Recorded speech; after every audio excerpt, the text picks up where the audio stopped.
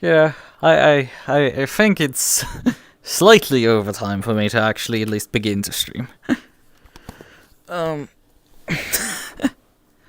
What derailed me for the most part here, because I was actually kind of ready like an hour ago, was I was gonna try getting VNyan to work, and it decided that it doesn't want to work still.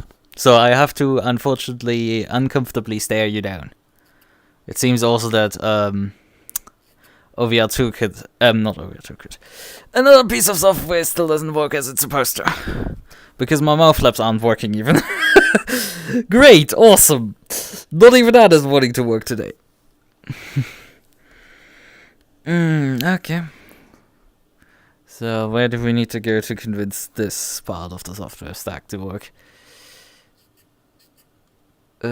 Settings, general settings. Which microphone did you decide that you wanted to have? Because it did briefly work. Oh, it's mapped to default pulse output and I hadn't swapped it. Never mind, that's not the issue then. Never mind, that's not the issue then. Hold on, I need to then briefly change this and fix this problem.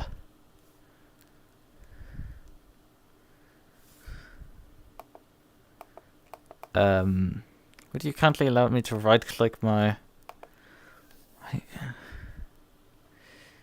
audio center here? I guess not. Or it's launching it somewhere fucking else, because the universe sometimes does this to me.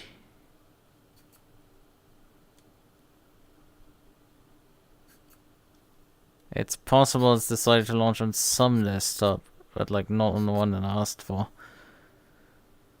No, I can't seem to find power control wherever the hell it wanted to go. I guess we're launching it out of the menu manually, just to tell it to go screw itself. Volume control. Thank you. This was the only thing I asked for, and then you let me down again. So, this one, defaults, output devices.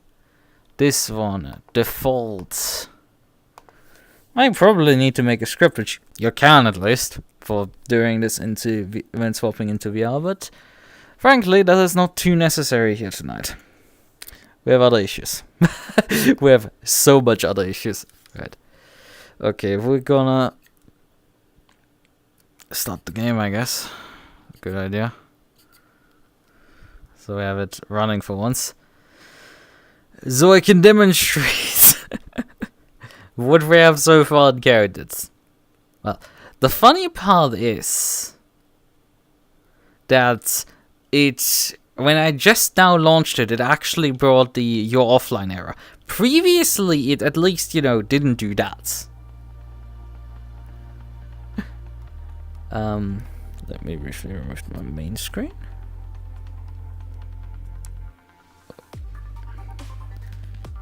I hope the music is not copyrighted, because I should have probably turned it off. Oh, it decided to launch on that screen, I've just noticed. Game, can I politely instruct you to go over here? So, I want to see stuff. Thank you. Oh yeah, right, I forgot. No, this isn't automatically turning on stream, actually. Usually I have to go live, but I luckily actually configured this stream to not need that. Good! Accidentally helped myself.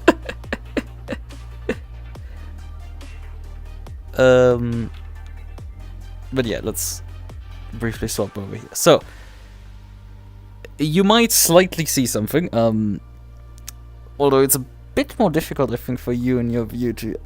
Actually, it seems to be not... Okay, yeah, no, you could definitely see it glitch out. Once I was inactive enough that, yeah, there are some graphic effect issues. Also, what you can also see is... You can see twice things, because ACEvo doesn't want to do this way. So, the solution is... We're just cropping to one monitor. But obviously, if I'm, recording like this makes no sense to do that with. Well, let me briefly go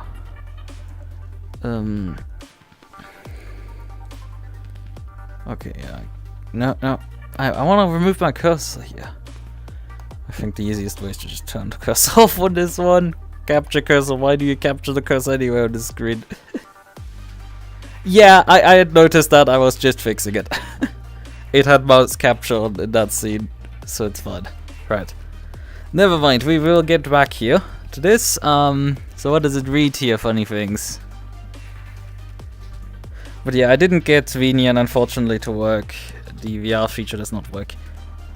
Yeah, funny graphic effects as well. Just for added. So let's swap this to one. Although you can see the menu at least this way. So I will just briefly, while we're menuing, keep it on 2 views, and when we go driving I switch to 1. Because the weird thing is, it renders the overlay for the menu over everything anyway. It doesn't care that you're like over the entire screen instead of when you're in VR again. Despite that, it renders both eyes individually in VR, which is great, awesome. It's really silly. Let's. I guess we could turn the music off so I don't get completely copyright claimed to hell. I hope they're not this stupid, but like, hey, I wouldn't discount them. After I got copyright claimed in AMS2, I'm like a bit not great to talk about this. Right, the gameplay and HUD settings. Well, there is not much. It was actually a patch before I just launched. There is online mode offline, or we can swap to online, I guess, and try again. It shows online down the bottom right. Nope, still on offline. Because of course, this is AC.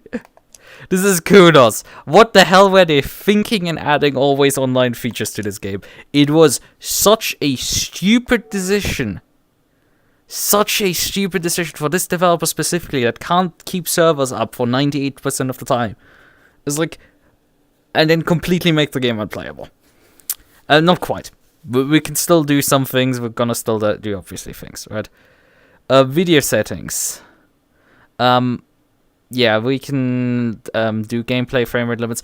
On flat screen, the game runs reasonably well. I had it locked at 60. It wasn't like hitting too hard.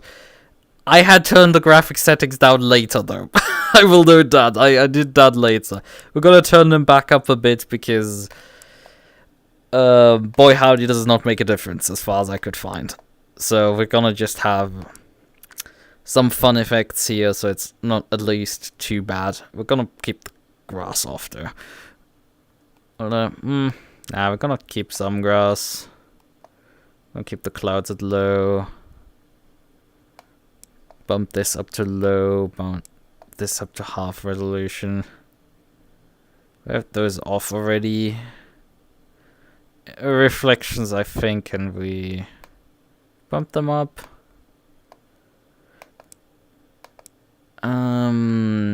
Global illumination, ambient occlusion, volumetric, level of detail. I want to just have.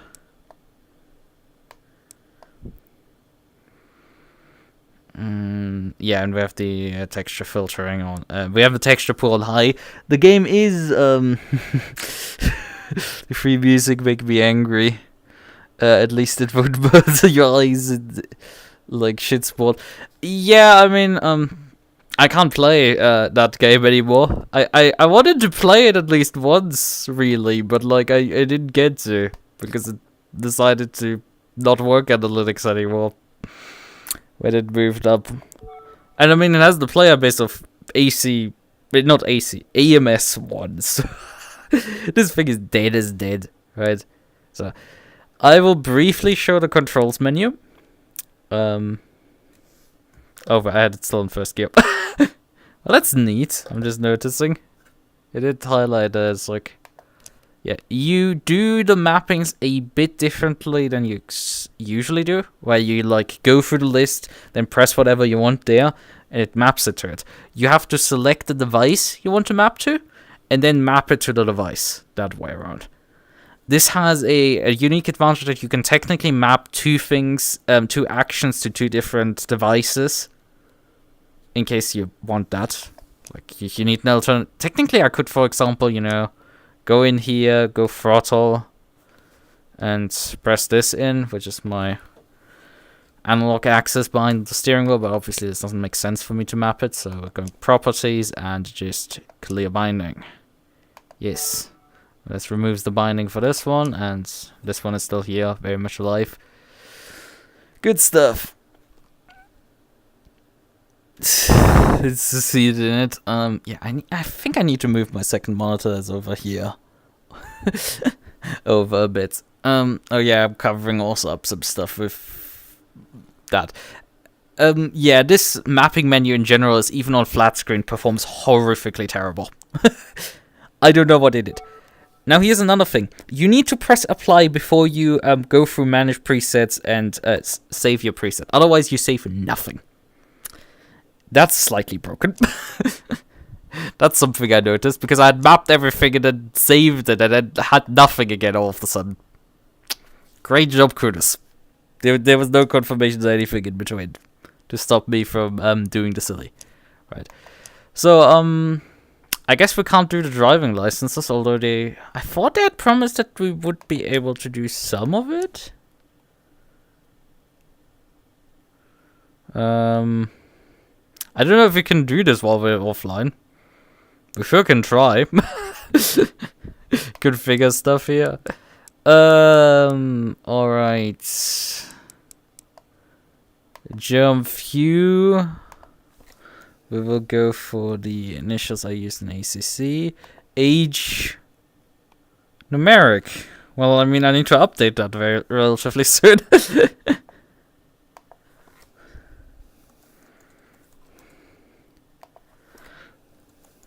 So. Apply. That might work then? I mean, it does seem to store that locally, so at least that's something. The garage doesn't do much because we have... well, actually, we can look at all the cars technically that we... Oh yeah, we can look actually at all the cars. Wait, did they... Oh, I think what happened, because there was an update just like a couple minutes ago. They might have done something funny. And that is to enable all the cars. Now hold on a minute. Garage. Let's see. Because, yeah. Yeah, they did enable all the cars. Everybody can drive all the cars now. Yeah, it's very clear what they did here. I will spend my money on... Yeah, they enable all the cars. I can guarantee to you it wasn't the case a couple minutes ago. It sure as hell wasn't. Hold on, can I get my... Well, I can't move my window for some reason. I can... hello, where did it go? Okay, WLR overlay has occasionally issues, and now I've lost everything. I don't have an overlay anymore, no window rendering. So we will close ACEvo again and start it again. But yeah, I guess what happens here is... because I did notice there was a patch just a couple minutes ago when relaunching the game. And they might have just realized that they've gotten royally fucking pissed off everybody. So they just backpedaled on this hard.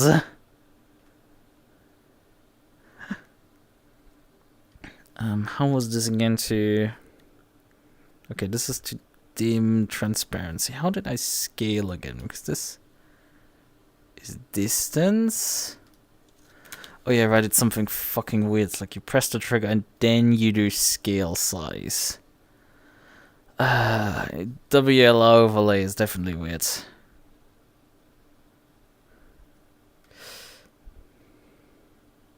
I don't need to optimize our code.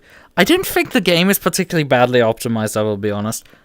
I don't think, genuinely. On the flat screen, it runs fine enough.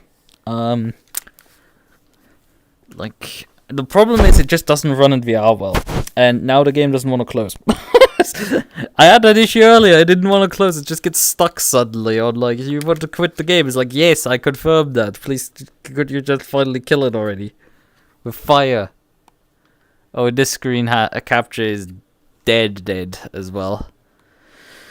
I love it. Boy, I love it. It completely balked itself. Let me just move this somewhere else so I can. Things it still renders sort of an overlay over me right now. There's my ACEvo here. Kill it, yes! Finally! Okay. But yeah, this was not a fault of ACEvo that I had to close it down. This is an issue with WLX overlay, where it just decides to no longer recognize your controllers for some reason. I've had this issue with AC as well when I streamed it when I streamed it back last year.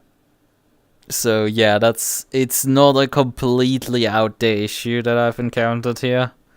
It's just, it still sucks sort of that I have to deal with this. Right, we're back here. So what do we have here technically? VR support? Yeah, I mean, we're doing that technically. Oh, VR support step 2 is for the second early access release actually written in here. That's interesting, of a note. Oh yeah, my cursor is actually not being captured in the game. And I could have turned off that part. Anyway, we're gonna actually do driving. But yeah, as I said, previously they had, reduced the... you had a lot less car options available. I did notice something already with one of the cars. We're gonna load the Honda. It's listing all... Why is it listing every S2000 fucking color combination separately? Why? It's like, what's the difference between these... 3 yellow ones? They all have the same... It's like... Yeah, they are different interior versions, but like, we've got to just drive the yellow one here. It's also weird that you go back instead of confirming, which is counterintuitive for people who have done ACC. Right, so, where do I want to go here? Right. Where are we going here with this car? Well, I mean, I guess we could go, Laguna Seca, right? I've done some testing. It's a bit irritating that they're using brands here as a logo when I was previously driving at brands. Oh boy. By the way, excess overlay and I are not friends anymore. What did it do to you? Oh, I'm still driver. God knows what number. Okay, so we're gonna briefly swap seats here so you don't have to, watch me be weird here while driving. Although I could visit the settings, the setup menu here briefly. Nah. Let's not do this. A good drive, bonk. So because one quirk that I had last time, which was the tire pressure shooting up, although you can't see the tire pressure. You can't see any of the HUD because, I'm... you can only see a 480p window of what I can see. But yeah, as you can see, there's also some graphic issues here still. D3D is not doing a particularly great job with this game. So, ignition. Okay, now the steering wheel is responding. Okay, but the dynamic mirrors actually work. Besides that mirror being just out of hell. But yeah, you can see that the left mirror is definitely working, although the mirrors are pointing everywhere but like where I kind of need them to go. But this is fine. Yeah, we have to gauge the pit limiter. Alright then.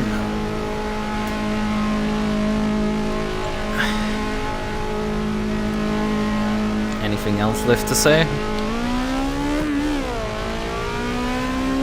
Yeah, it feels so nice, that's why. That's interesting, because for years I've heard effectively the talk always be on VR chat, especially that excess overlay is the thing to beat. Like, and I had only like really gone into OVR Toolkit because, well, it was the tool that was effectively recommended for sim racers as a solution back in 2021. So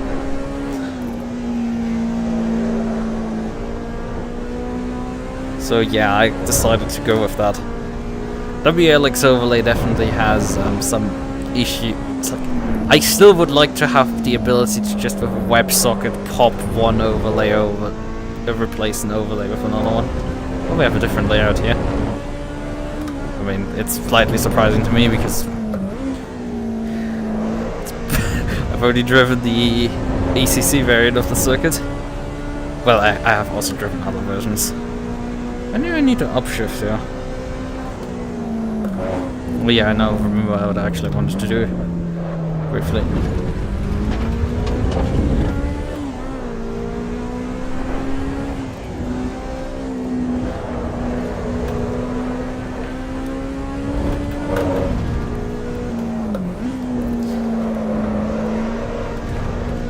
Well, yeah, it feels nice to drive.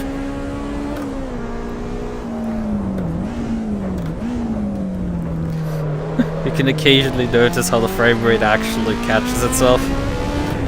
But hey, you know, I've played things like Flight Sim in VR, right? And that thing genuinely runs at 50 FPS in VR and 50 FPS in flat screen. Like, if you have a larger airliner, it just doesn't run well. It is terribly optimized. This thing is pegging my GPU to maximum. It is genuinely GPU bound and not like somewhere CPU bound because bad optimization. It is genuinely GPU bound. And it's at least something. They could be because of bad optimization in the game. But it is possible to believe that, you know, I can just throw money effectively at the problem and make the frame rate go up. And you know, I might. I mean, the GPU that I have is an RX 6800. I bought it in early 2021. You know, it's 4 years now. It's quite literally a 4-year-old GPU for me. I need to move the cursor here, because the cursor is right down the middle of my view and it's like slightly annoying. Alright. There's no grinding noise if you miss a shift, because I had gone to first gear there and the gear didn't engage.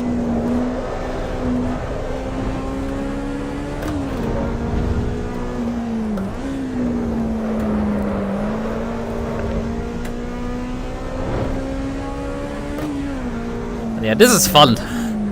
This is genuinely quite fun to drive.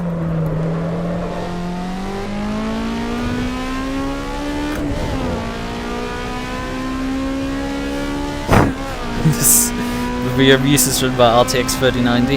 Yeah, VRAM usage, I mean, you briefly saw it as I loaded into the session before I switched scenes. 13 gigabytes. Like, it definitely makes use of VRAM, but I cannot use the NVIDIA card. That's for sure.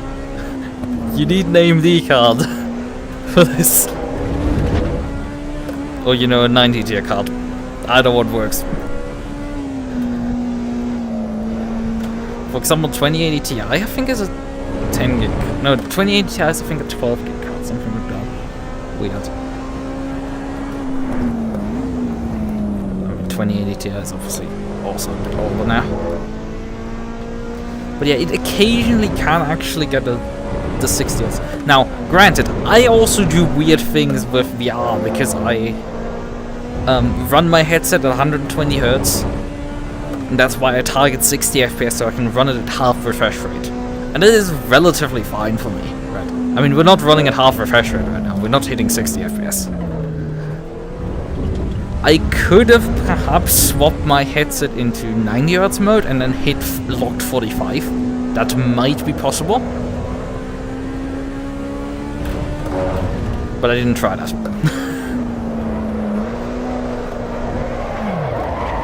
And I just spawned. Yeah, the 39 has a decent chunk of VRAM. That's why it was. Yeah, the tires are now a bit higher on pressure.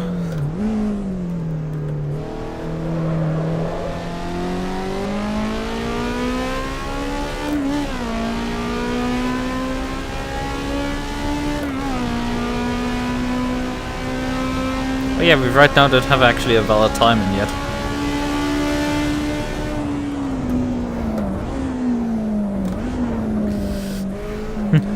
Well, let's maybe focus on that as well.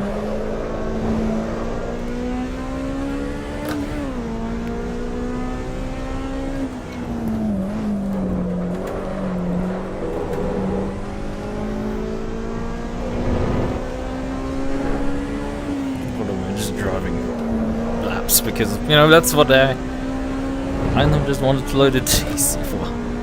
We gotta drive other cars. I mean, I don't have that much time. I didn't plan to stream for that long for tonight. I'll have to get up early tomorrow morning.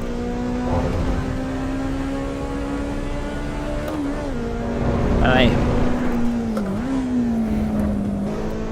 There's my controls turning off. Correction therapy required for S2000 gen.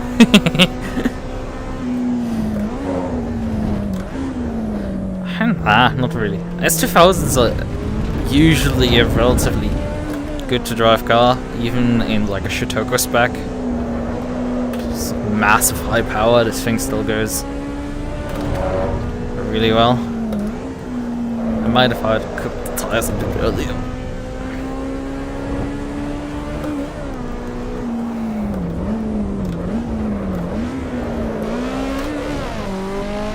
Stayed in second there.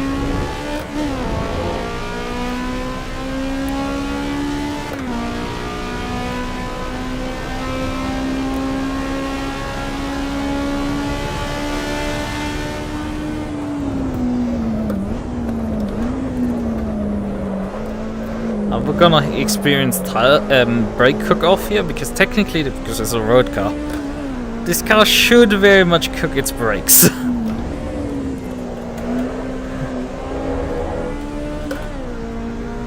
Stayed flat, honestly.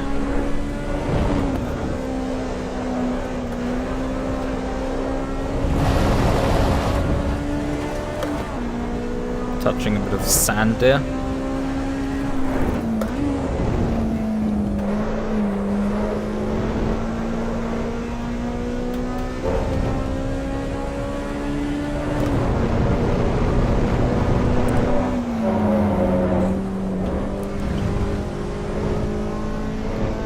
We're 1.4 seconds up. Show the way. Man. The insinuations here. I need to commission a doge at this rate. I'm still waiting for...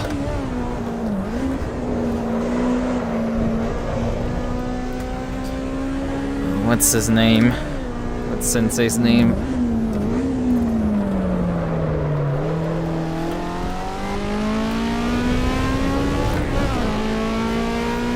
A certain very infamous manga artist had done one doujin of a certain character, but he's apparently released another doujin and it has so far not been translated yet.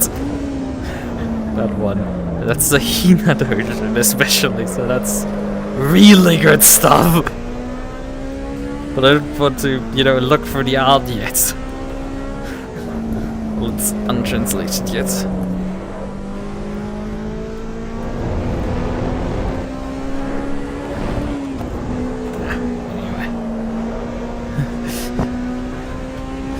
version of Doge. Unfortunately, it's also expensive, that stuff. I mean, there is technically a Doge idea that still needs to be made badly, and that is, you know, Fumamoko.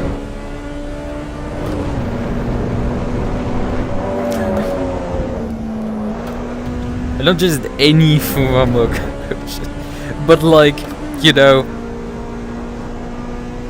where she's backseating her while doing things. It's such a silly idea that it needs to be created. It's such just a stupid idea.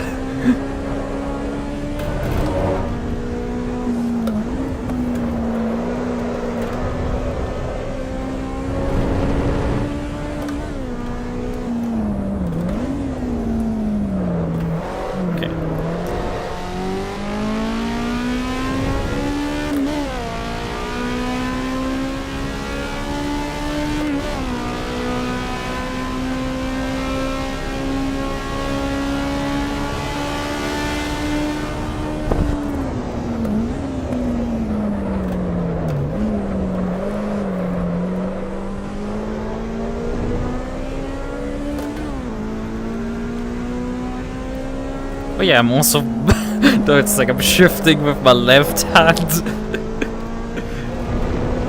Because I'm having still my shift on the left hand side. Even though the in-game shifter is definitely on the right. The bowing of all time, yeah. It's such a stupid idea. And I'm not the only one. I'm not the one who really came up with this idea. Someone else had come up with it. Although, it's I think my idea to turn it into. I think the other person had just horny thoughts. Right, so I think that was enough lapping of this track for now. We can explore other features.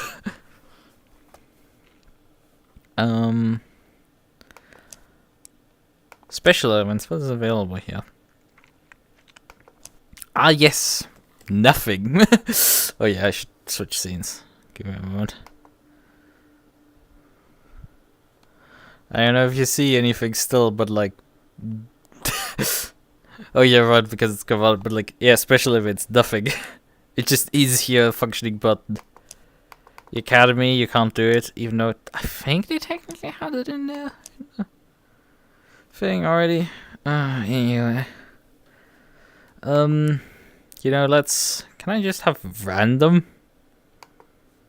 Ah, we can do dynamic, however, here. Okay, I can select dynamic weather, but it's still like, you know, just... Oh, you can't make it custom. I see. Custom weather is not enabled yet. You can set it to dynamic, but like, you can't configure anything. It's grayed out here, even the option. But you can do heavy rain, drizzle, overcast. Sure, let's go with some scattered clouds for now. Some dynamicism. Maybe bring some other car now. We've done laps now with the S2000. We do have an electric car as far as I know. Maybe we drive that, or do I? What do we have here? It's like there's a Lotus Emira. What do I drive? Well, there's a Ferrari as well. The 488. We have the 296 road car version as well, so that would be something to try. Chevrolet. We have the C1L Camaro. Alfa Romeo. We have the Giulia. We have the Romeo Junior. Yeah, we have those two. They're a bit chaotic because, you know, why couldn't they just list the car once and then let me go through the trim options later? Yeah, it would be too silly. Oh yeah, we have the Ford Cosworth. Hyundai was that girl. Yeah, but we have the Corsa. Toyota GR86, of course. Yeah, Hyundai, the i30.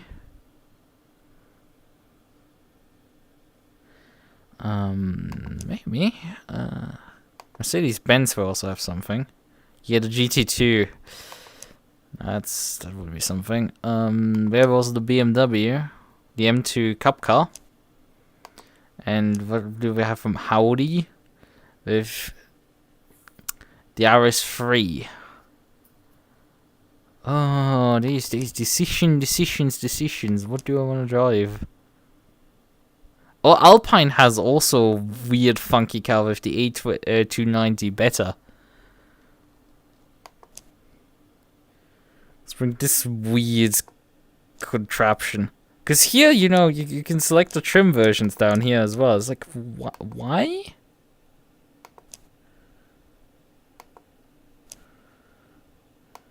Why is it done this way? It's weird.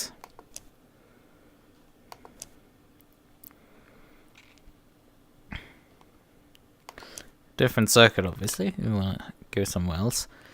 Where do I go lapping here with this thing? Maybe we go to Suzuka East. West, right? That sounds like something.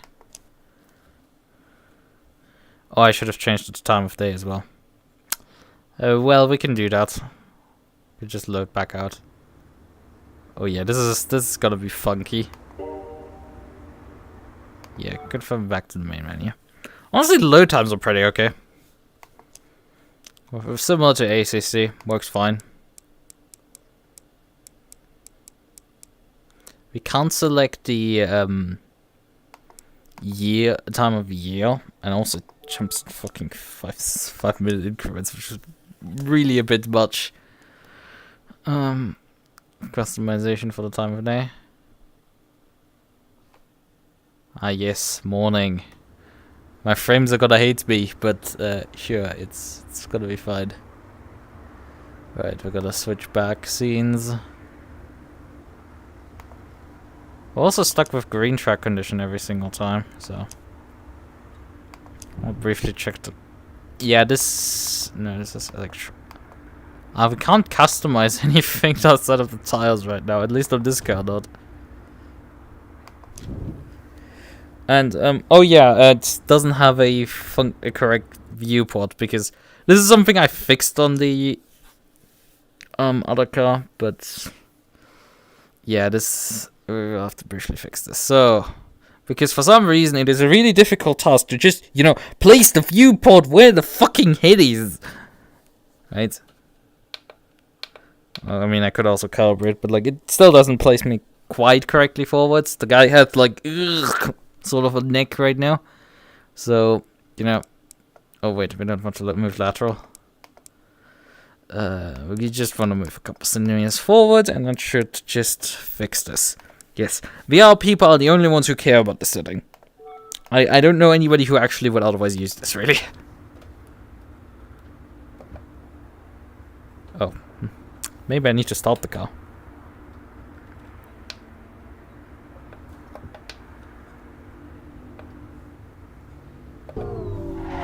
Yeah, it is electric.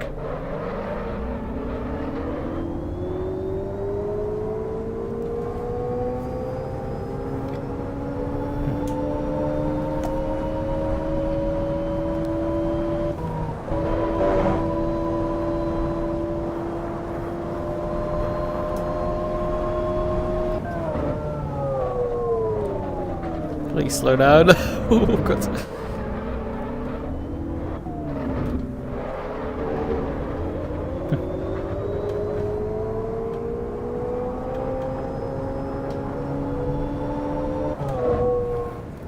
Yeah, we get to drive a concept car around the circuit. Even though it is slightly spooky with all the graphic effect issues.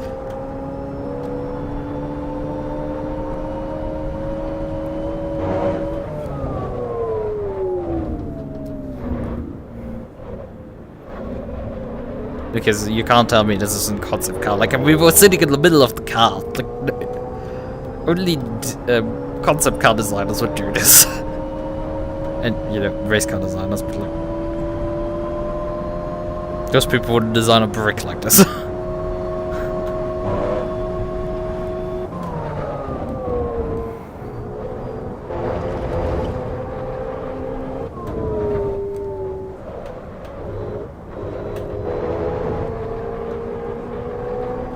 Yeah, there's traction control on this thing.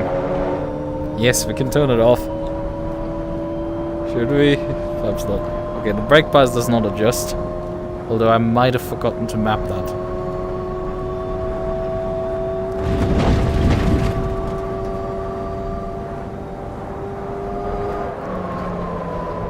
This straightaway is already kind of too long for this thing. Oh yeah, I forgot. We don't need to shift with this thing.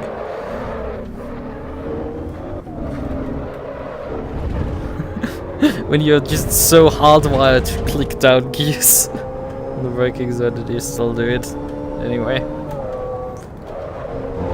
But the fact that I turned the TC off, this is still rather drivable.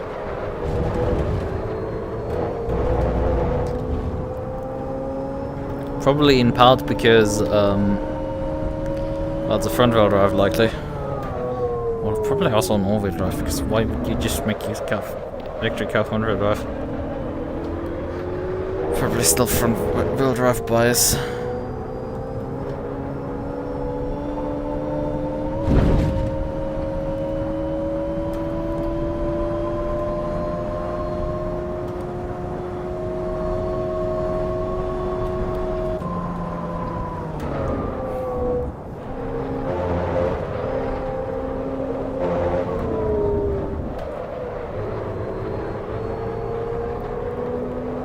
I think fuel and tire use might not yet work.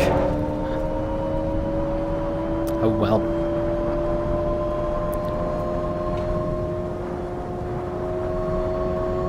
It sounds so much like it's topping out and we're only at 170k.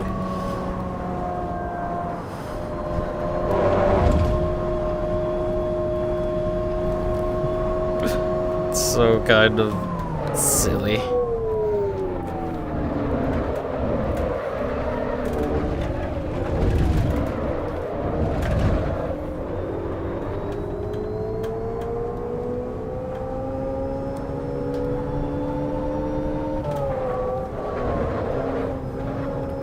The Apex and a half.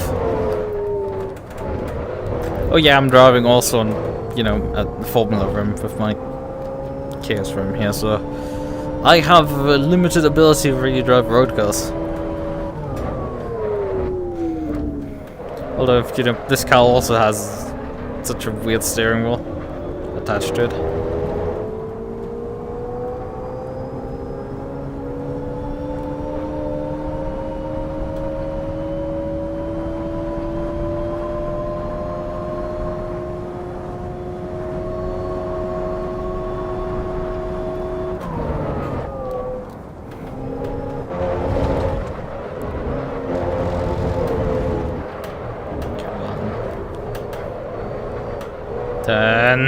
Turn, you piece of shit.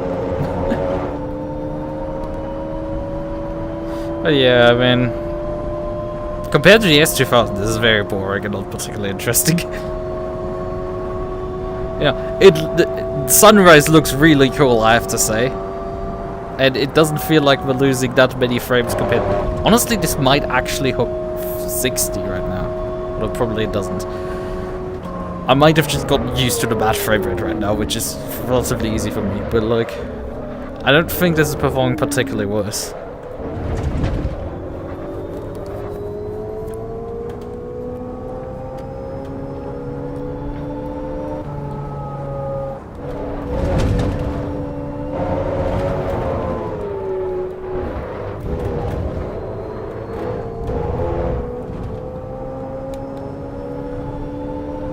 Yeah, I don't seem to be able to... But maybe it's that button, I have to try it.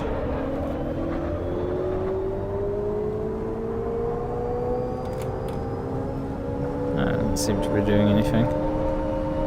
Because I don't seem to find the ability to open an MFD. They seem to not have shipped that yet with the game, which is, you know, not great.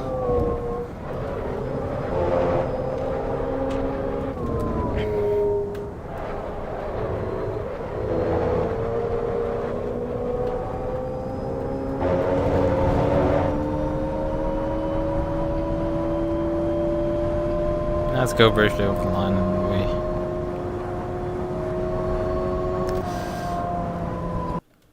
open the menu again and go back because, you know, this car isn't too interesting.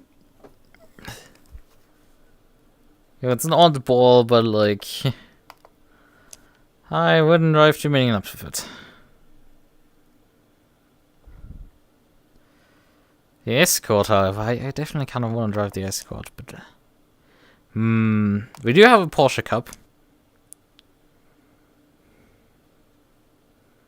I'm a bit sad of it, it's only the Cup car. But, you know, maybe I like the Cup car a bit more here than it was in ACC.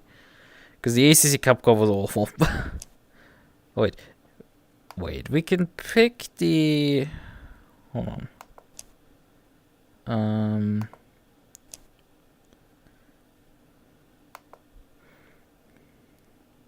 ABC and TC variant, ABC and TC variant, ABC and TC variant.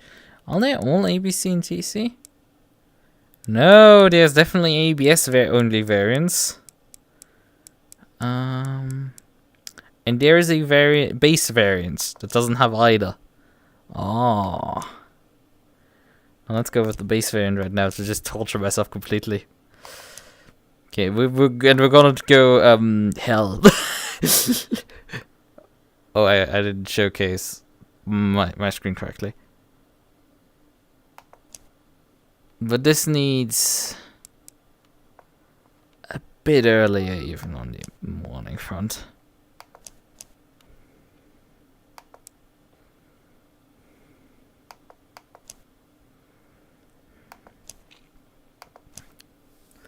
Let's see how this works. How this will look here in a moment.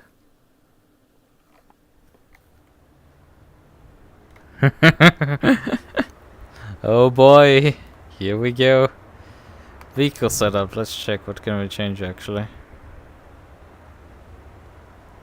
Okay, ACEvo is taking some. Yeah, we can change the fuel strat on this here.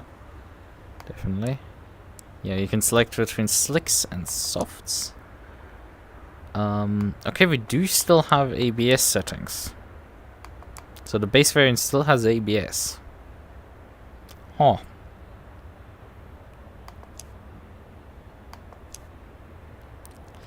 Suspension settings, yeah, also tire pressures, tow. We're not touching these too much. Bonk! They should definitely disable the force feedback while you're in the garage screen. Also, there is some fun effects going across the screen right now. I don't like these too much. Right. So, we need to... Ignition.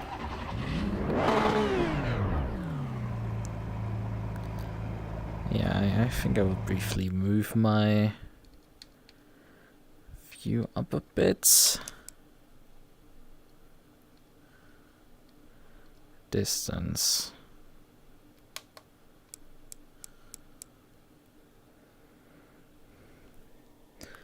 The thing is, when I look down, it's fine, but like when I don't, this graphic effect just glitches itself in the view. Apply. Resume.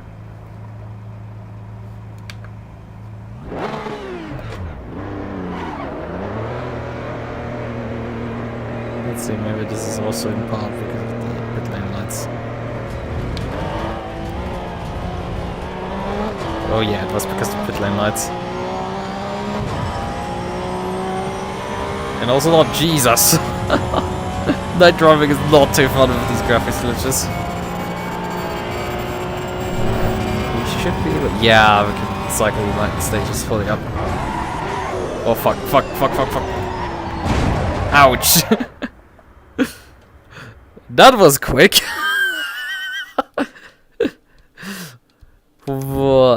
express the elevator to hell.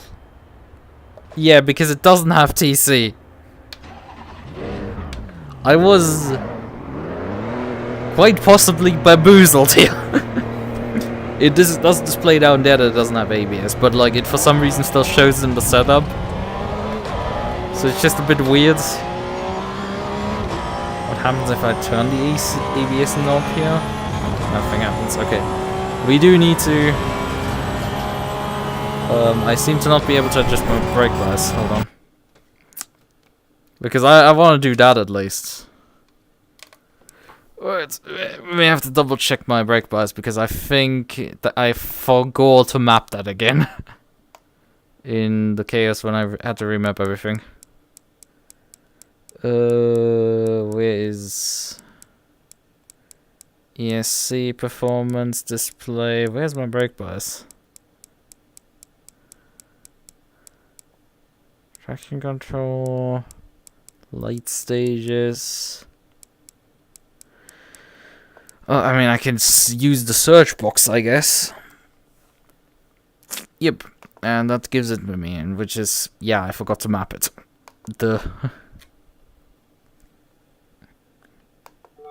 This is very much on me. I forgot to map it again when everything got wiped.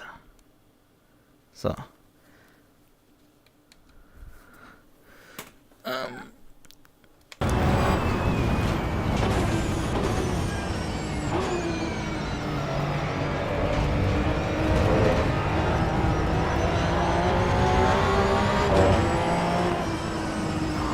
Damn it, the cursor is for some reason not hiding properly. You have to move it yourself a bit out of the way of the view.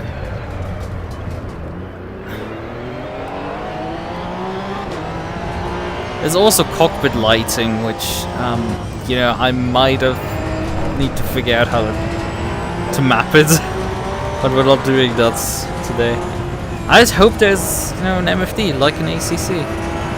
Oh hey, there's light sources here as well that just, you know, sort of pop in a bit late.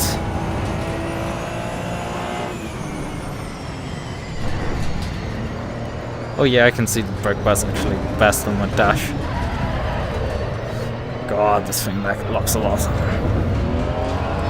It has way too fine adjustment for the brake bias, holy heavens.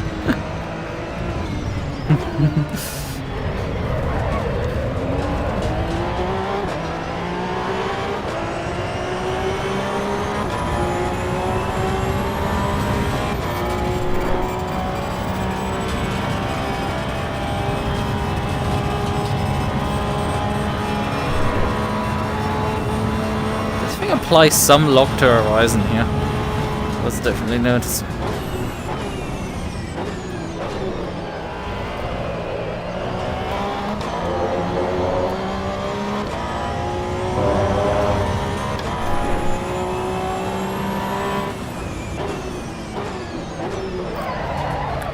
Oh yeah, this is a lot more doable when you move the brake bias like a 5% backwards. The car doesn't immediately just lock the front discs. As soon as you have the audacity to use the brake pedal. That's nice. What happens if we turn? At lights, this is daylight running, and this is endurance lights. It must have turned itself down when we switched the pit limit on, which is somewhat normal. Does it actually display it correctly on the dash? Yeah, it does display it correctly on that. Because in ACC, for some reason, the Porsche does display a blue light if you turn the low beams on only. Although the dash in general is very sparse, yeah. This reminds me more of R-Factor 2 base, not base content. Not quite that bad, but kind of.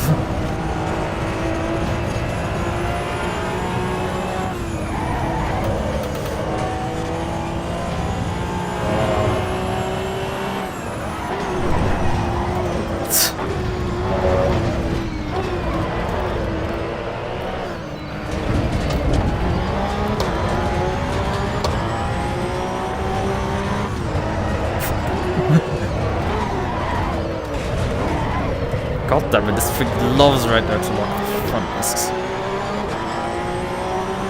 Still at this point, it's quite incredible. Might have needed to reduce the overall power outputs of the brakes. Yeah, we're having, you know, bouncing off the rabbit. Oh god!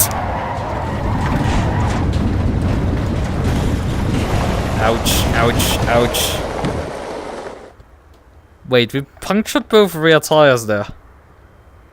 We suffered a double puncture there. Because they had 0.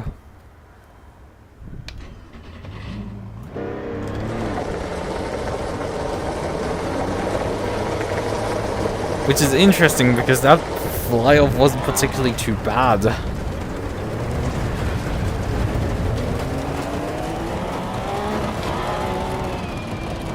Oh, you can hear them.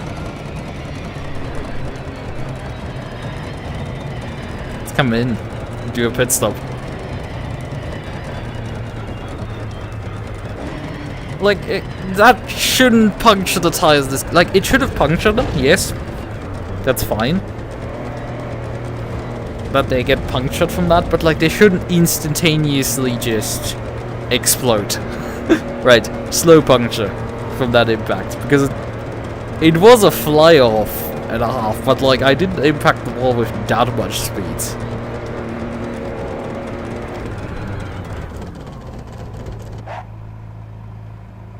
"30 seconds, because, you know, I can't adjust the pit menu.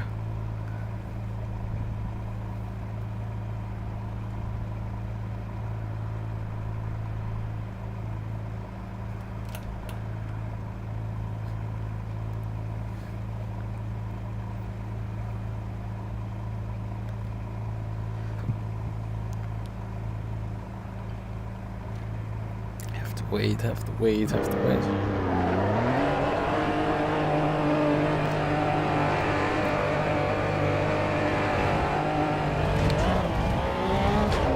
Ah, we got our high beams back. And we have obviously now a fresh set of tires that, you know, isn't punctured. Which is great.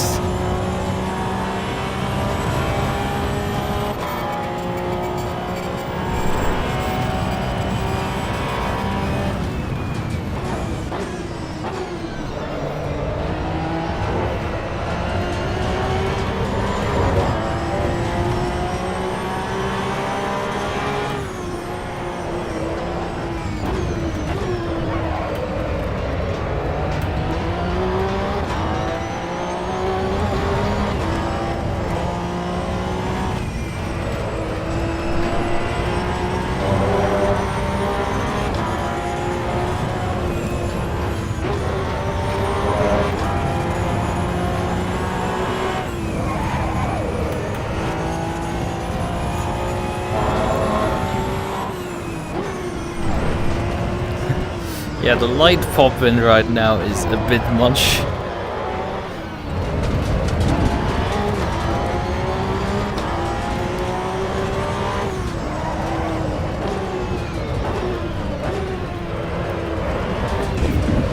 That's good.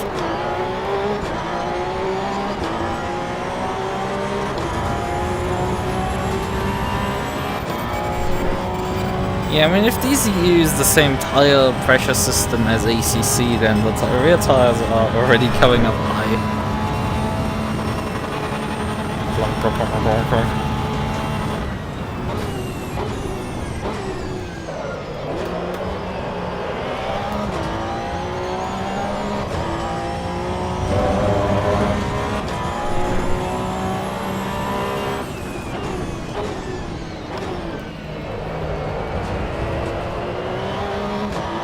It is a damage indicator for the car, but considering how easy it was to puncture the tire.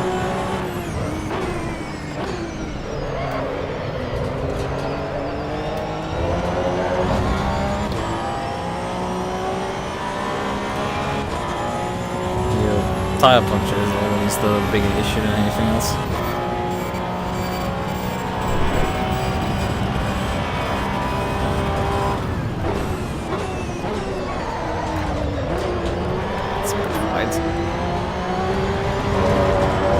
Try to put on the valid lap in, actually.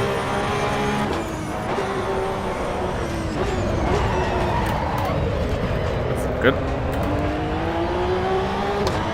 Sure, I'm not driving particularly fast on the circuit, and I've won an ACC here in this car.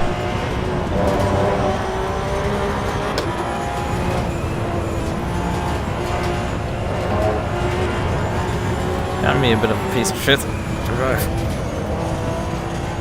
It's alright.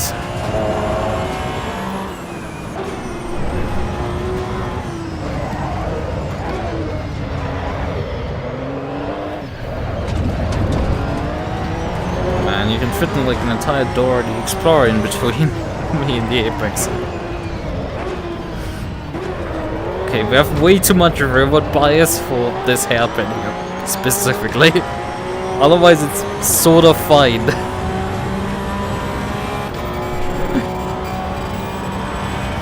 Quite weird. Oh yeah, the rear right is just so overpressure at this point.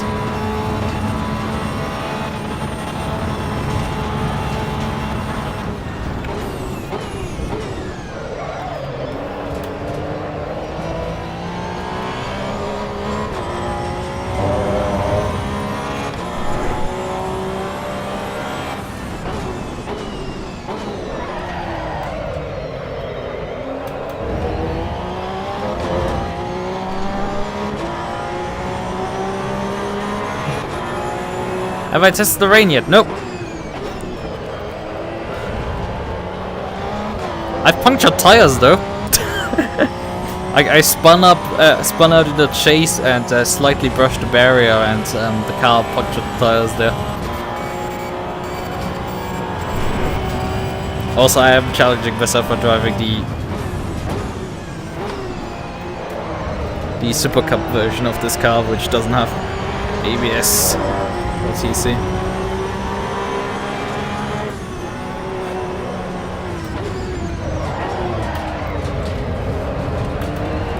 Lack of ABS so far hasn't become an issue. I've driven a bit the off stream. I had driven like a lap around Brands Hatch Indy with the Bath and with the Honda S2000. I have now on stream driven the S2000 around Laguna Seca a bit, before driving around Suzuka West, the Alpine electric car, and now I'm bringing to Bathurst this car here, the Porsche Cup.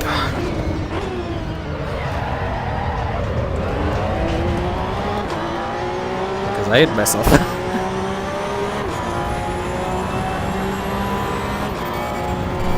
Is the understeer stronger in this game? I mean, the default setups are definitely probably set up for more understeer.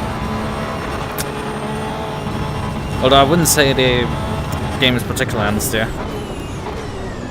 You know, the big issue with this car here, for example, was that the setup ships with the brake bias at 62%, and I don't know if you can read the dash, probably not. Because the ways I'm capturing things is probably very funny. You can barely see anything, likely. But I'm sitting at 55. So it was horrifically off.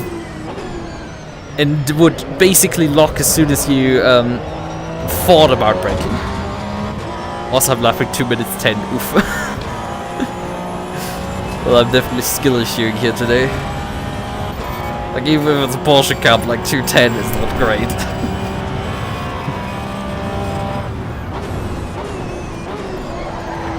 It's also obviously unknown what the ideal tire pressure ranges for this car is, and every other thing that we really know in AC.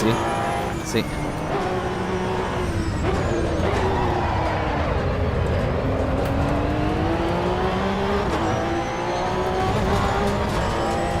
Things we take for granted. Ouch. Now did actually this time not pop the tires from that, so the car body is marked as orange.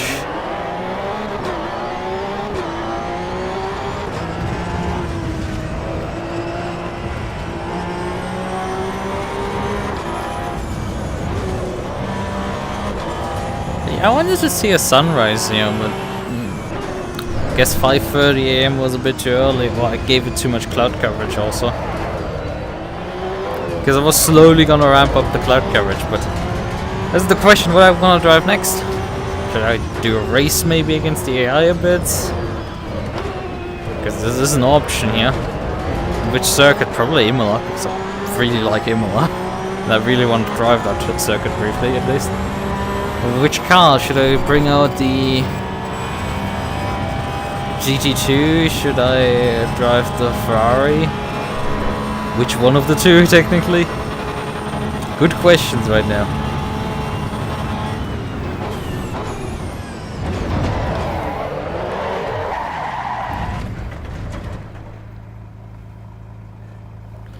Right. Let's exit back to the main menu. Right.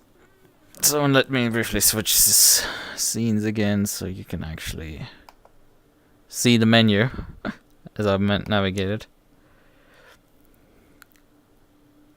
We have obviously not. We've driven now Laguna Seca. We've driven at Suzuka on one of the layouts. I've not shown brands yet. We can go definitely to Imola. Let's load up like 6 PM.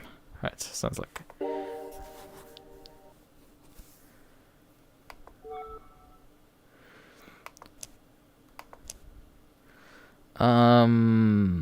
There's some race options. Grid type automatic. Number of opponents 9. Single make. We can turn that on and off.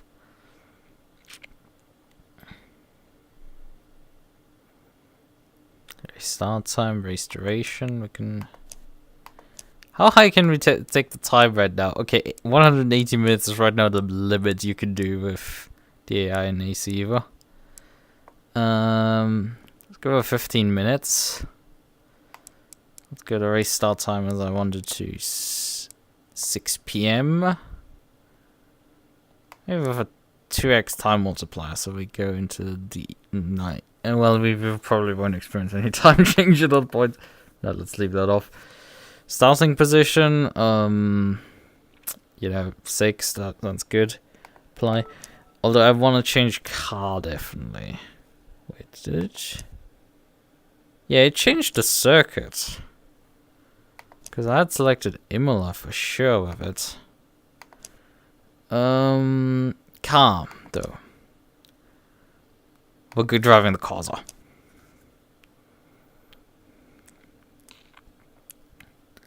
Ford Cosworth. What's the difference between these variants? Because they're all Lux standards. Yeah, it doesn't make any sense to me, and we'll just take one of them. Wheel driving single make, 90% skill.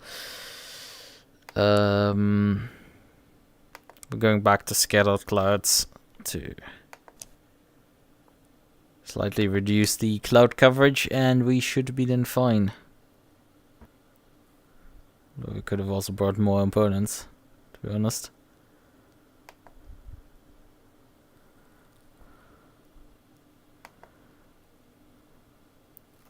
Okay, it is taking its time right now to load in.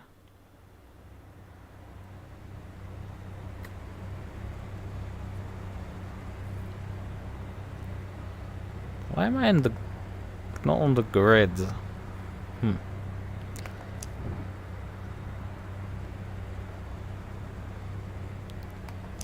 Fuel strategy. Vintage tire, eco tires, road tires, supercar tires. You can also fit on this thing. Let's go with stick with the road tires. 35 liters should be fine. Although the AI might bring the supercar tires just to mess with me. Okay, we could put plump onto the starting grid when we press race. Oh, we need to start the engine.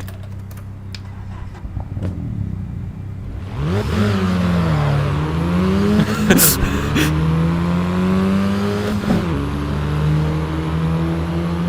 turn the headlights on so I have We don't get backlighting for dash here. It's a bit unfortunate. It would make my life slightly easier.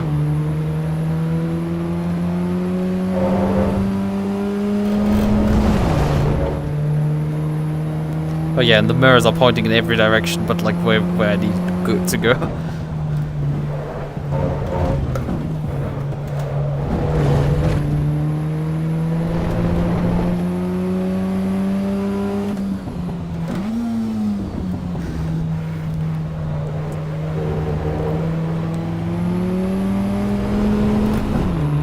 Is this an all-wheel drive car? I think it is, because of how it pulls out of the corners. Still there. I mean, I maybe could have adjusted the mirrors a bit. Oh, you can see some bit out there still. Oh fuck, we're dead. Well, this is a recovery drive now. Because I was a dumbass and overcooked it completely into this car. Did the F1 circus cause them to put the gravel trap there? I don't remember there being a gravel trap behind the curb. And there's for sure was not before that there either.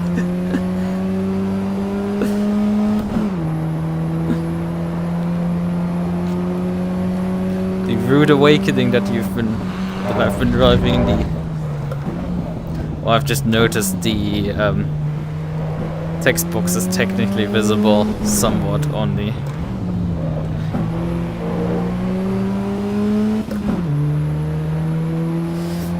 stream still. It's somewhat visible. It's mostly covered up by my pedals, but you know, somewhat still visible.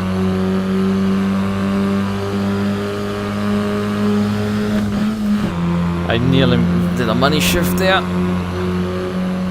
That's nice.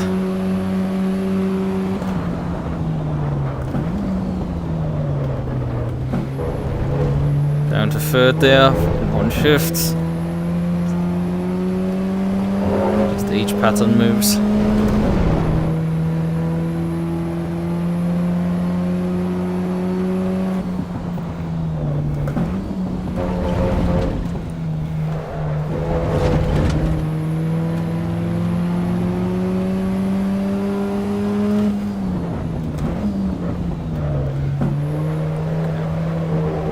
Quite the right line here.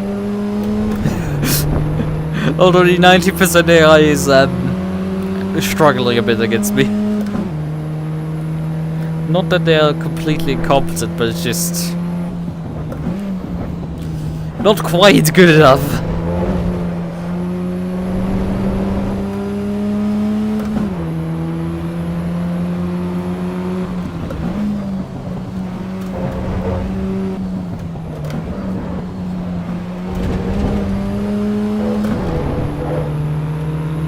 The leader is pretty quick. Some classic. Oh, that was not good.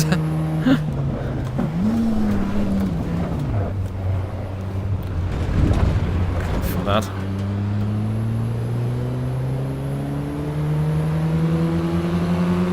Yeah, I had massive misshifts. If actual damage simulation was on, I don't know how it's off because I would pick it on either way. I've put literally all the assists off, including the ignition assist.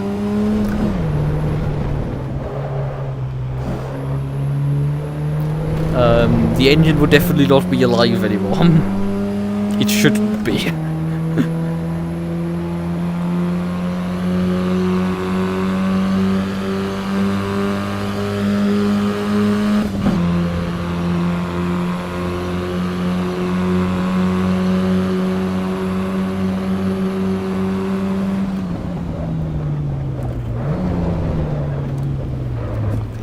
There.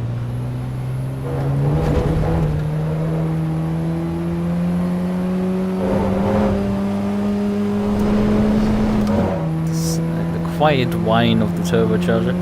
Yeah, gap 4.7 seconds. There's no life gap, it seems. The gaps seem to update only at sector beams, I think. Yeah, only sector beams. Yeah, the leader is completely driving away. Okay, hello there. I did not expect the AI to be capable of at all fighting this back. But yeah, that is some slight bullshit, I'm pretty sure. This is a vague attempt configuring AI like this to make races a bit more interesting for people so they don't run away completely. So you don't just win dominantly by just having at least one of the AIs force themselves to be fast. But in reality, the breakaway AI is not really has some extra skill that other AIs don't for some reason. But we have already caught up to 3 seconds, so we should easily catch up before the end of this race.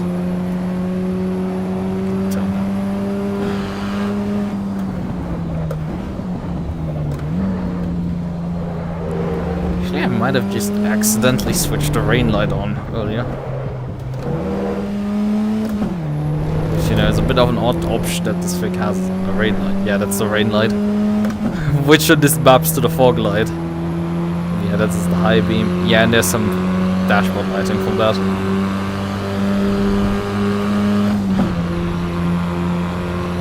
So, tire pressures are a bit on the high side, it seems. From the animation at least.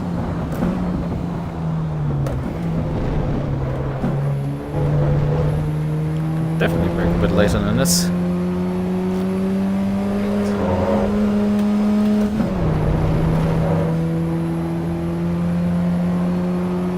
Actually, the AI had escaped from me a bit.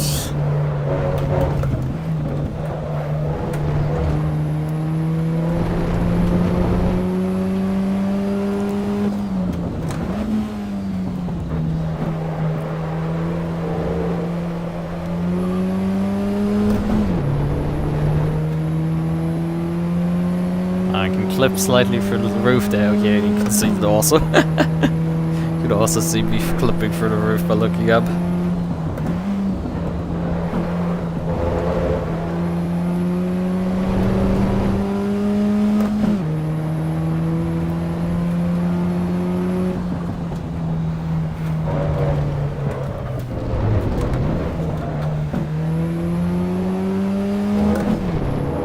Oh yeah, utterly no acceleration there, just watch me drive by you. We still have to wait 6 minutes before this race ends.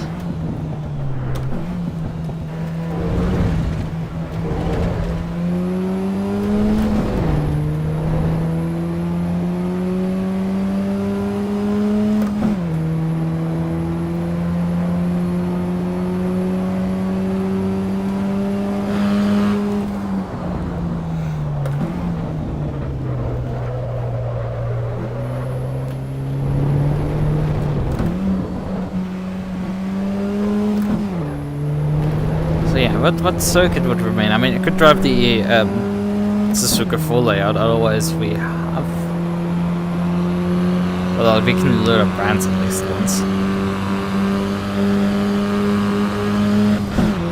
I mean, it's blindingly bright, this, but it's cool. I have to say. Like, you don't see much, but it's kinda cool.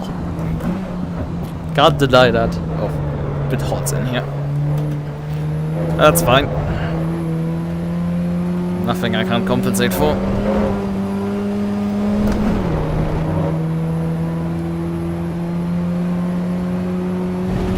Where actually is the other guy? Because he's still sort of close by. Obviously I can't see anything through the rear mirrors.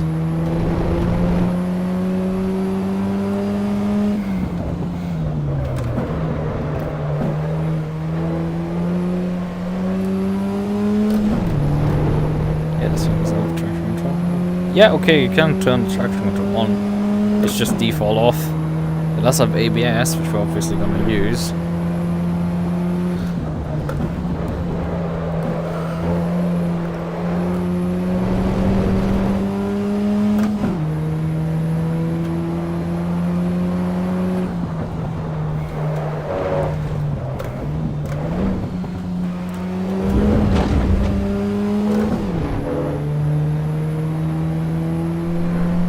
didn't get it how they configured the mirrors that like they point to Narnia. Okay, that was a bit very slow here.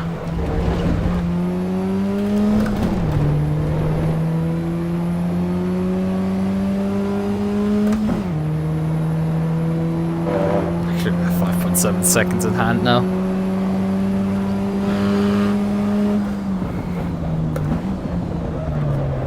Okay, that's not good.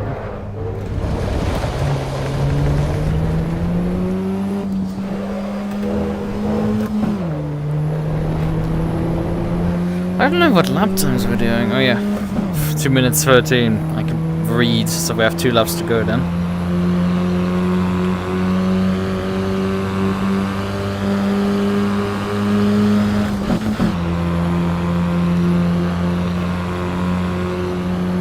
Okay, it's displaying a different kilometer count on the dash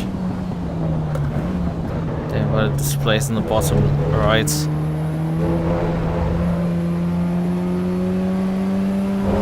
ACEvo does want to simulate, you know, you actually accumulating kilometers on a car.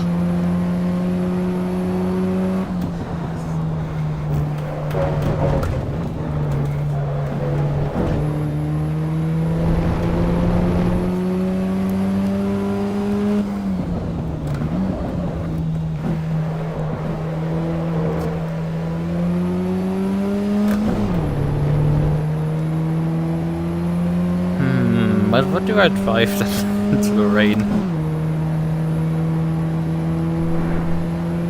There's a birds flying up.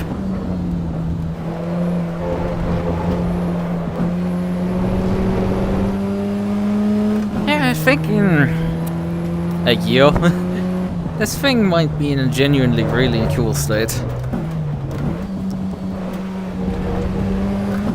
Like, yes, this is bare bones.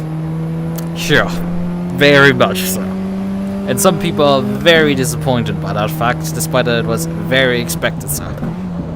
That this game at all launched under Linux was a surprise. Honestly, the stream could have been much more scuff. I mean, my Vtuber one doesn't work, but like, that was the only thing that like, it completely failed me. Yes, we have to capture the game a bit weirdly, sure. Yes, the game doesn't run at locked 60. But I've also mentioned that, you know, both of these things are kind of issues I've had to face with Microsoft Flight Sim as well. Microsoft Flight Sim has made it even more difficult, kind of, than ACEvo makes it for me right now. Well, the timing line is up here. So more like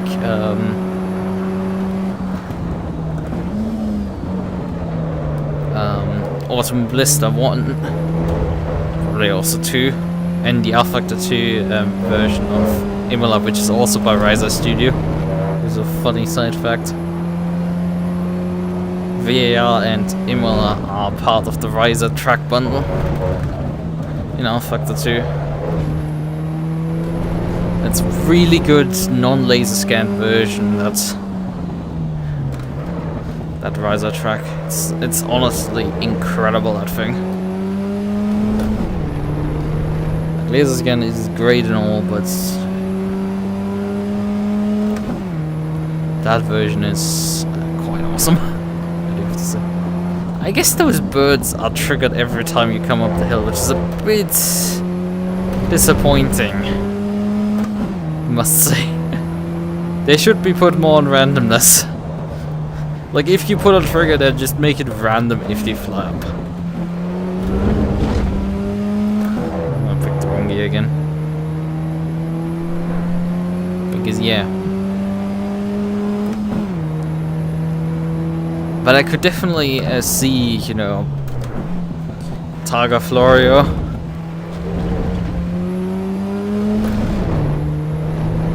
Waiting for the leader, you know, me. But yeah, you know, Targa Florio, in sunrise or sunset conditions, just beautiful stuff.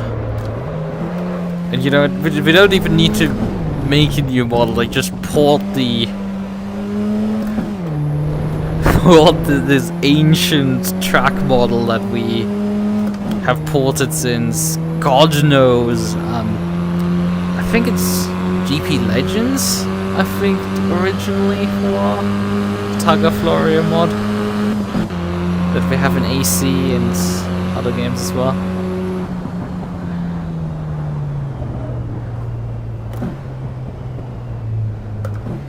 Box within 23 seconds.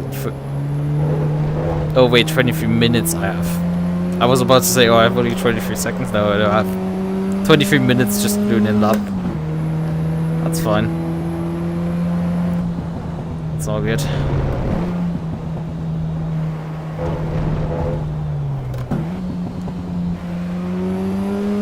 Because, you know, this is pretty as all things go.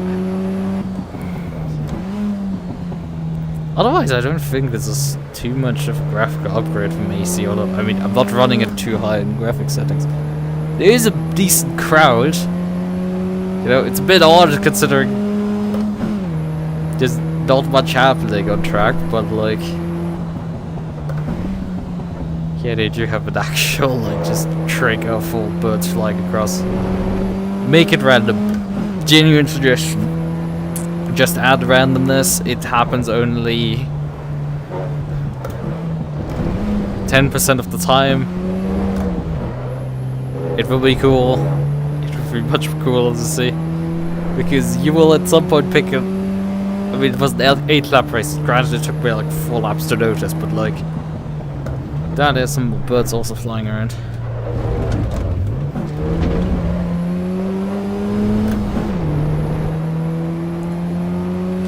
Yeah, do these numbers work here? Yeah, I don't think the odometer on the dash works at all. You did 37 kilometers here in this very short race. Yeah, the Targa Floria mod. Not really graphically updated, just the lighting engine using that. Although you probably need to do materials for the ground to actually make complete usage for it.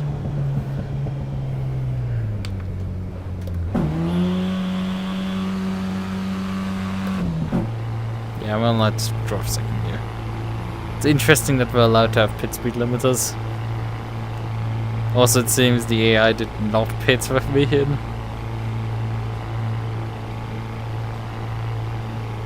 Where's actually my pit stall here? I must... Ah, there it is. It's barely visible with this orange. Am I allowed to drive in? Oh, I stalled. Okay, yeah, I can just drive in.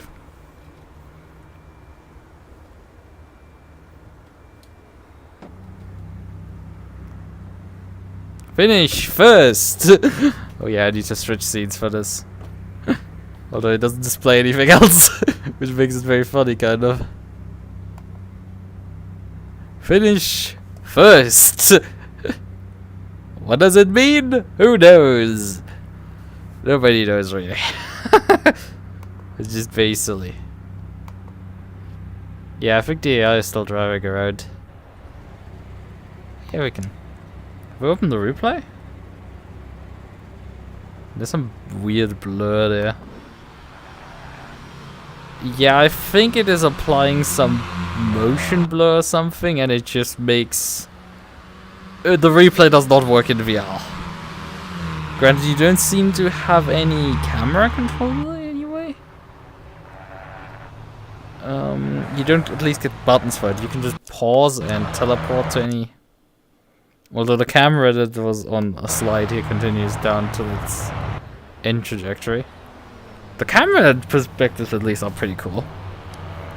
Although I'm pretty sure, considering how conservative they were in ACC with the trackside cameras for VR users, I'm not so sure, you know, these cameras were intended for to be viewed by any VR user at all in the first place. Which is why, you know, we have these weird blur out effects here, because it definitely didn't intend you to be able to look around and do stuff. Oh yeah, there's the bird. There's some birds flying around. And yeah, there's me just spinning out completely.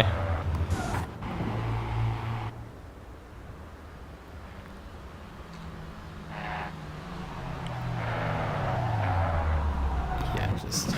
Oh yeah, you can scrub, and actually it's quite performant for that. Although we were not scrubbing actually that fast. I mean, this is roughly... Let's just yank it from one end. Yeah.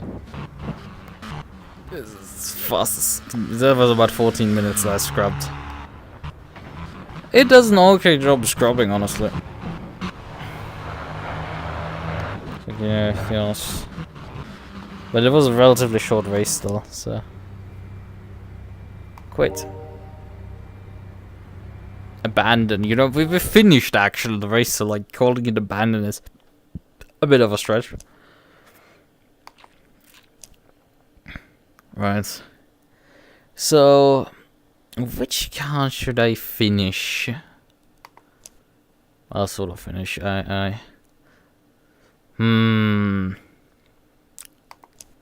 know. Glass insert, carbon insert. Matte hood, carbon insert.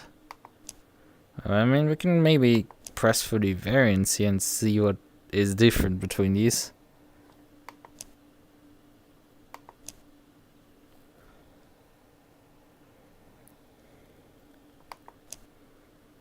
I mean, this is at least, you know, obvious. The matte hoods, carbon insert, center stripe. Oh yeah, this is the extreme track performance back. Oh yeah, you immediately see there's some things got very much changed there.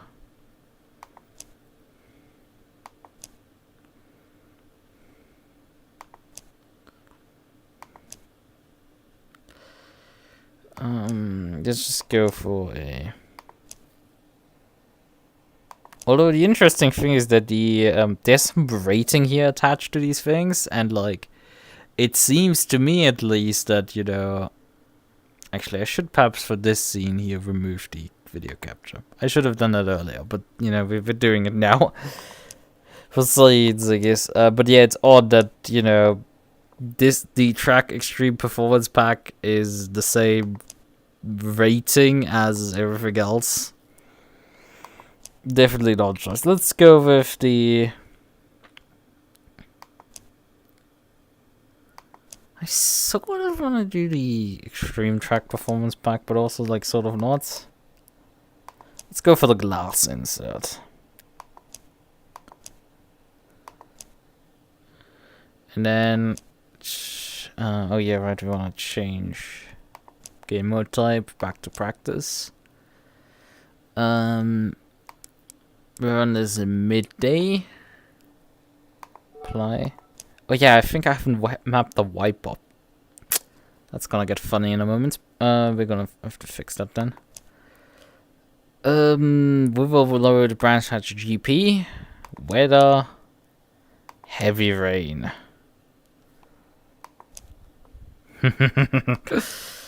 Alright then.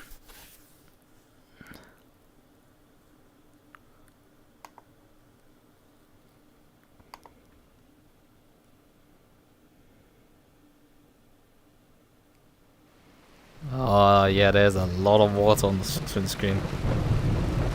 And I think the frame rate is really not liking this one.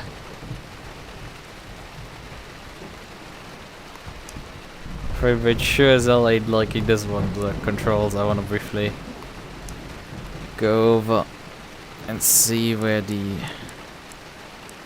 Oh, you can hear lightning. Yeah, this is kind of cool. Yeah, wipers. Wiper cycle 2. That would be this button here. Play. Thank you. Oh wait, well, we have road tires, so, you know.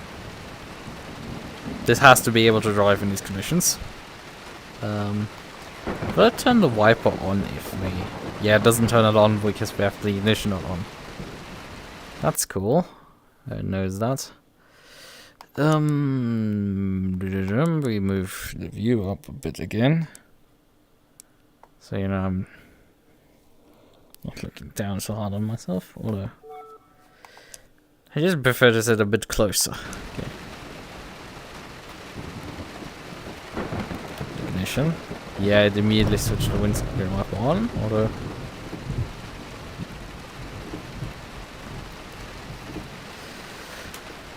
Oh yeah, we need to move the cursor to the side.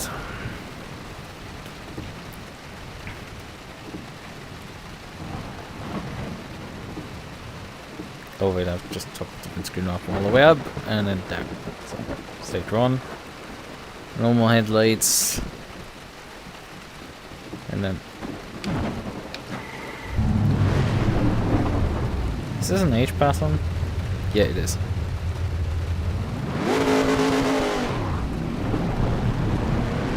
We need one stage at least more of the windscreen level.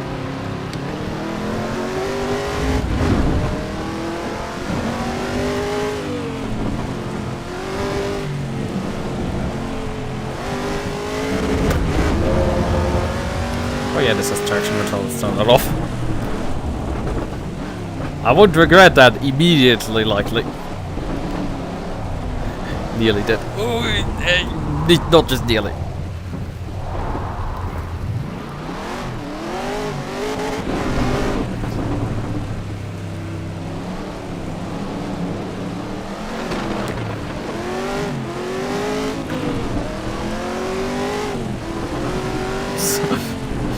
Fucking hell!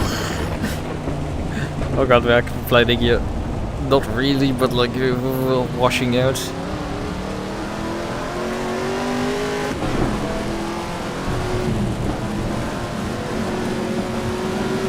Okay, now we're done.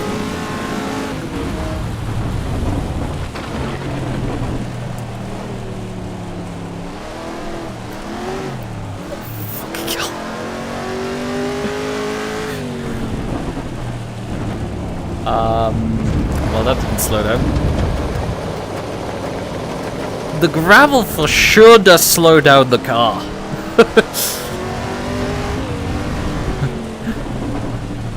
You know, it might be a... Oh, you just woke up. Well, welcome. Sort of busy ringing.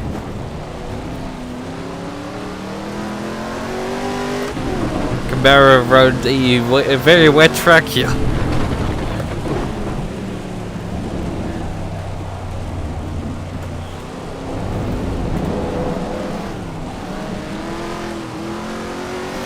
Maybe I should just turn the TC on and not be stupid anymore. It's a bit odd that the tires can overheat in these conditions. Because they did get... The outside of our front left tire is getting warm. There ain't a bunch of gravel there. I know, they're road tires. They shouldn't really have issues staying in operating window here.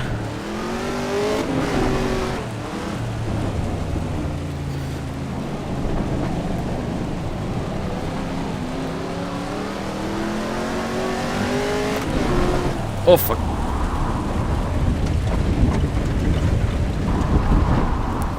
Yeah, we were actually overheating tires in wet conditions.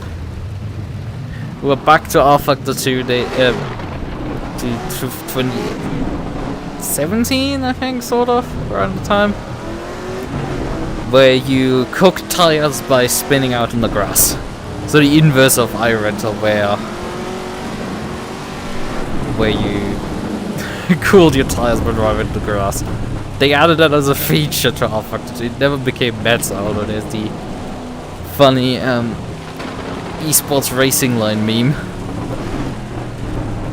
which, you know, is related to Spa, which makes it even more difficult for people to understand what you actually mean.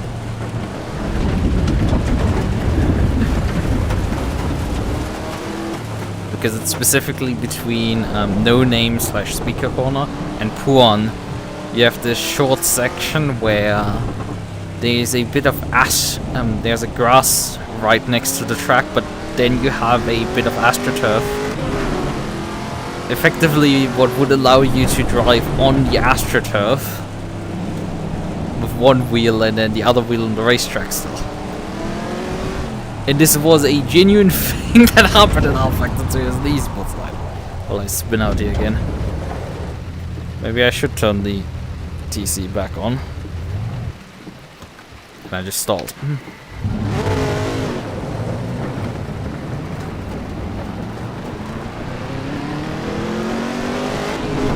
For the fact this is TC1, it sure does shatter a lot.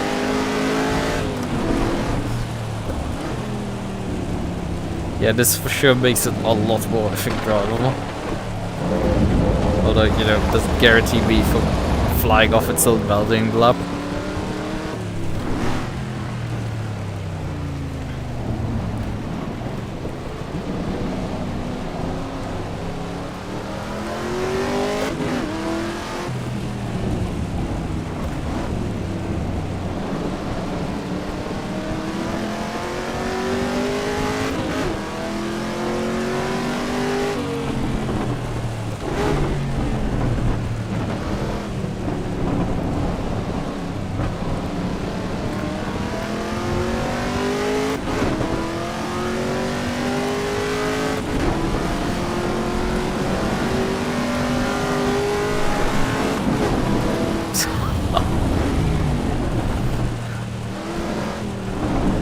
How much does thing wonders in these conditions? Please go straight on. Oh, yeah, I asked to go straight on and then immediately understeers in the next corner. Why does it display a blue flag when, you know, it should be a yellow? For me, being off on the gravel.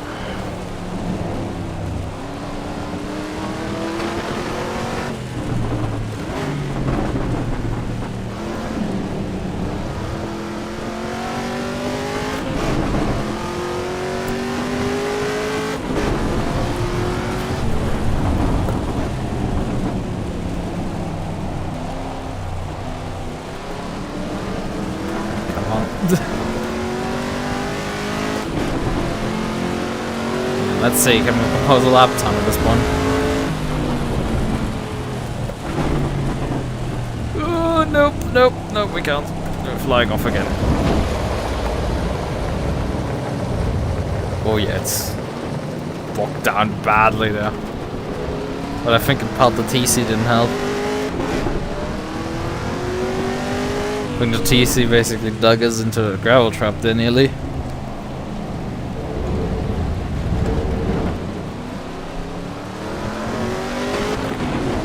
Encountered a force feedback bug?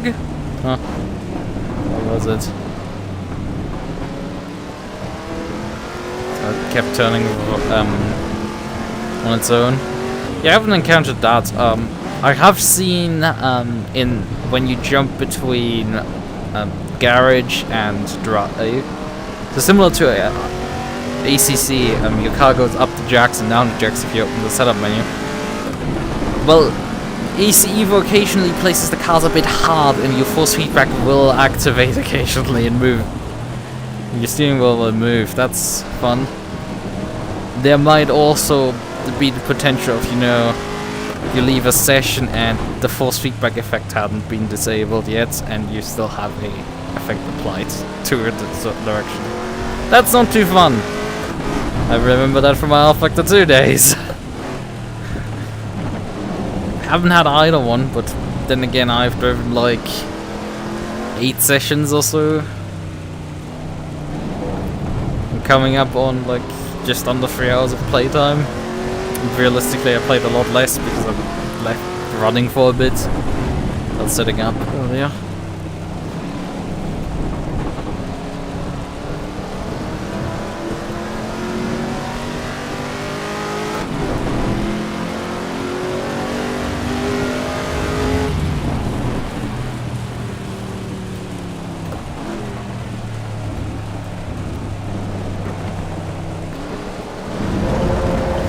yeah, I mean, I found other bugs like if you just stand in the pit lane with the Honda S2000, or at least after doing a pit stop, it will just cook the rear tires.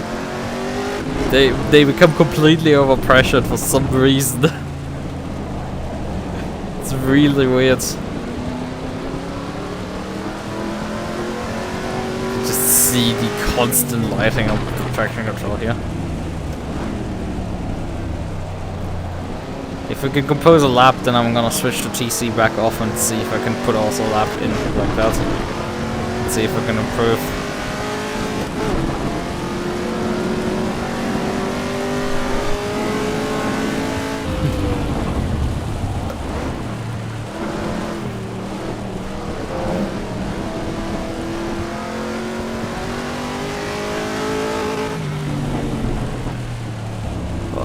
Come on, brakes! No! God damn it!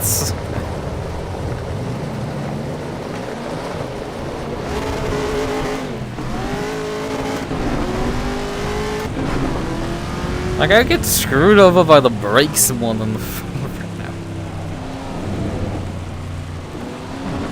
Can we adjust the brake bias? Don't seem to. I mean, it is sort of a road car still.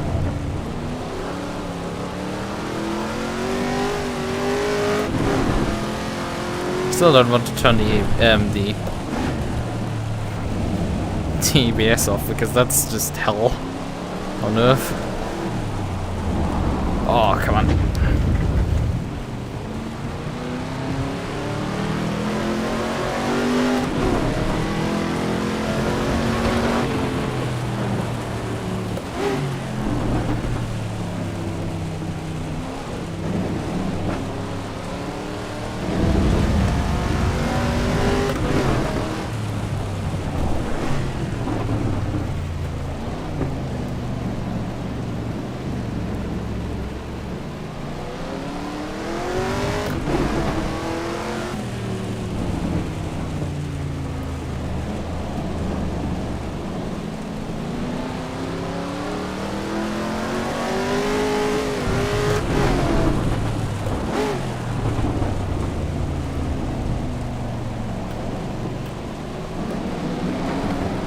Oh fuck! I was so close. Boing. So close to getting... Ah, stalled.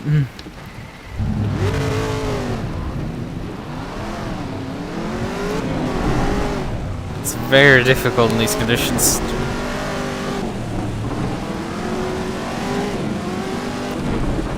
Yeah, screw myself. Turns ABS off as well.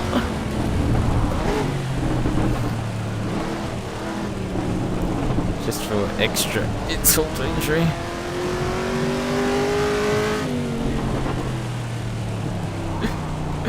Still wanting to overshoot it. I started braking basically at the exit of the previous corner. No wonder the ABS is struggling so badly. Because the car just doesn't have any too much front braking for these conditions.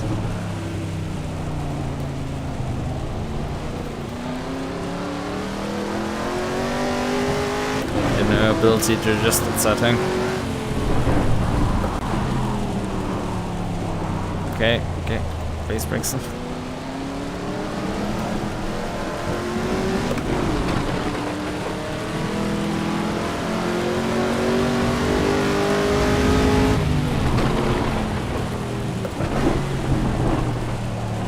Come on. Yes, we're getting turned.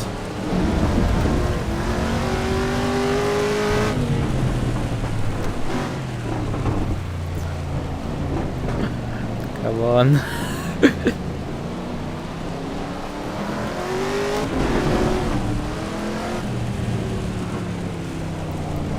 Oh, shot there. Fuck!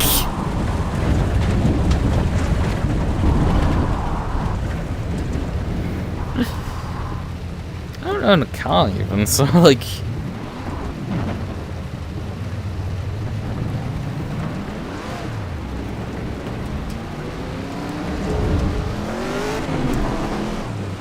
Yeah, the margin of error right now is nothing.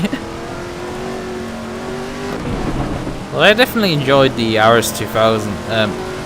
The RS, not 200s. I mixed it up by 2 cars up.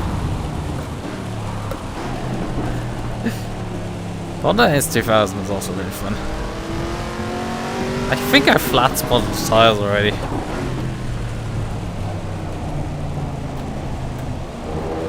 I did earlier puncture some tires, which is really interesting. Punctured both rear tires on the Porsche Cup when spinning out at Bathurst, going into the chase. I don't know how you flat spot tires this quickly in wet conditions of all things.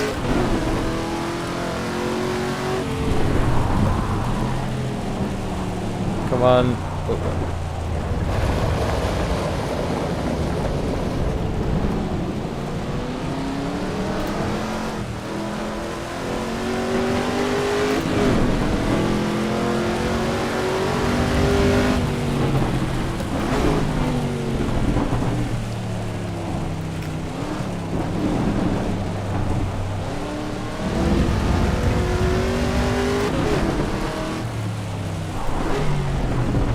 Yeah, the problem is I think that I'm upshifting on, and I'm too early on the power.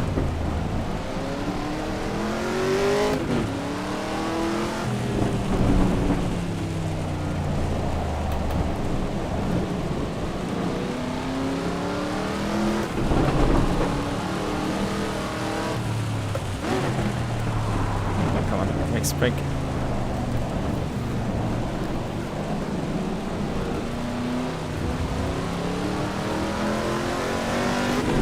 The track is really flooded in this.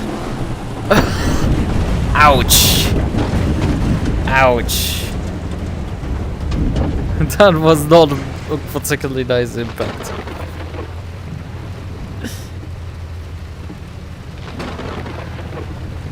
Yeah, these conditions are not great to drive in. Let's try with a different car.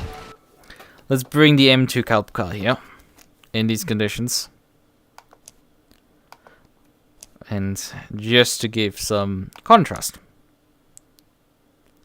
Although, you know, we have another car we can bring, and that's the MX-5. It's also technically sort of a cup car. Oh, sequential is the gearbox. We have also manual variants. Okay, that's good.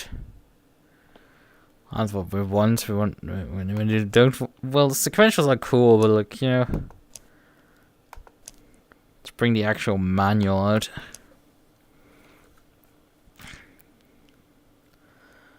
And yeah, we're keeping just brands flooded at this point. Oh yeah, this is gonna get interesting because this is an open top car, I think, isn't it?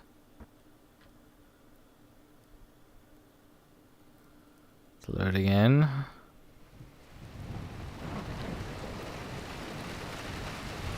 Yeah, kid doesn't quite understand the objective of, well, was there some fun graphic effects in here? The rain isn't causing any issues, but like everything else has fun, not quite a clue of where to place triangle sort of issues. Vehicle setup briefly, because we might need to adjust some things. Man, loading the setup takes ages. Yeah, okay, it's plopped me already on the wet compound, so that's at least vaguely smart. Otherwise I don't ask questions further. So. Ignition on. Wiper on, probably immediately to stage 2. Headlights on.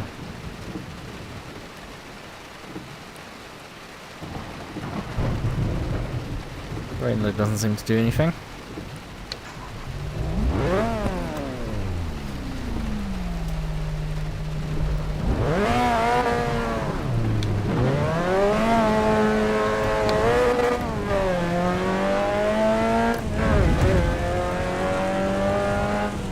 This does have ABS, so it's at least something.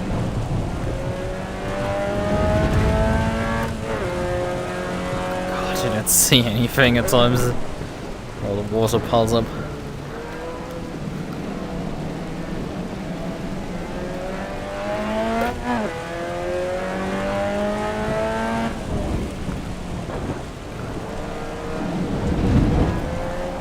Oh. Okay. How the hell did I stall there?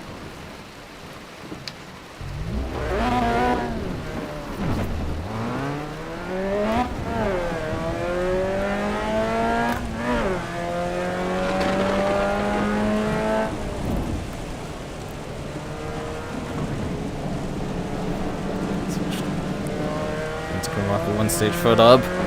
So we might be able to see something.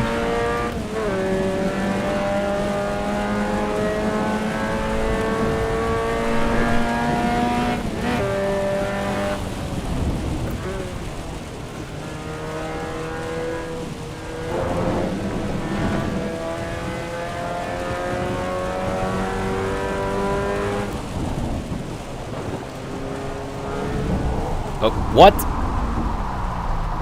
The car just got hooked around there by the bollard. I brushed the bollard and it just hooked my car completely around.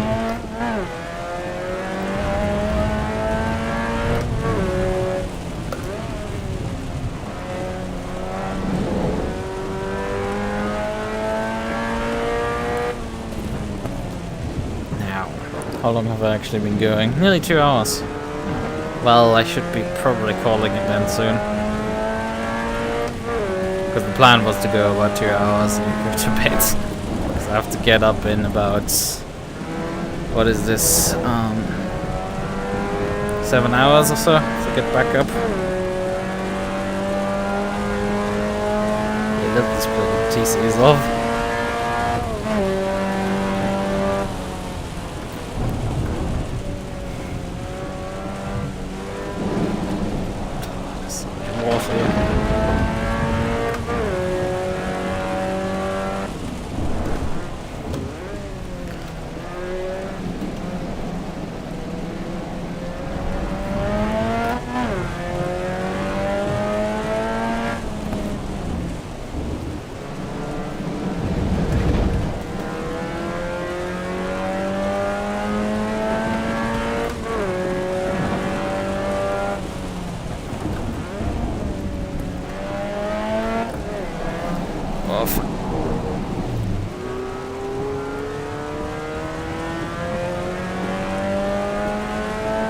Yeah, round room would be quite nice to have.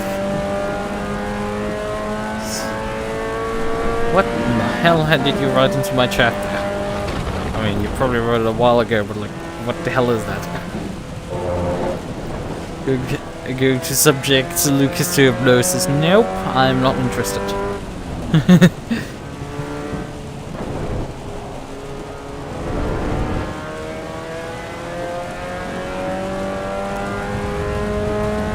Should I try a lap in on dry tires with this car? I mean, it can't end in more disaster than really when I'm already driving. Because honestly, I'm going pretty damn slow even for these conditions. There's definitely a shadow cast by my car, so like there's some sun somewhere. This is a good description for these conditions.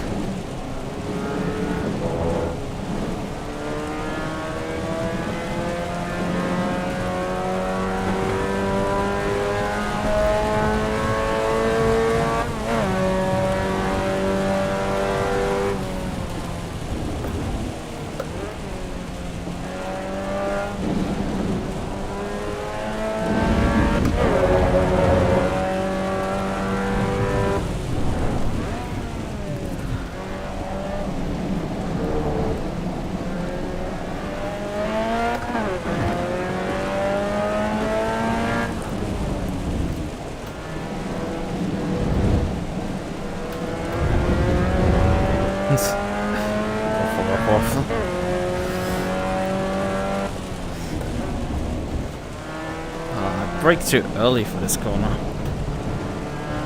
Since the camera, I very much live in fear of just completely missing a corner.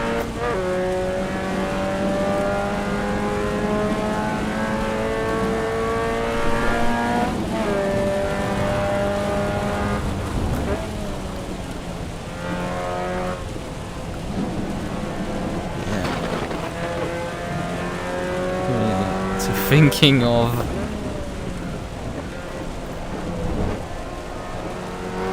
Can't stop buying muzzle products. Nope, I am not interested in buying...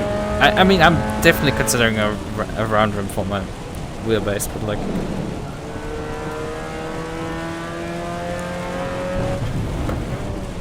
I don't know when I will order that.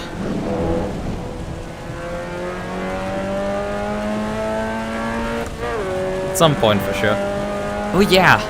I could have potentially had today the Pippa Firehouse, but like, unfortunately I wasn't home when the delivery came in. Oh fuck.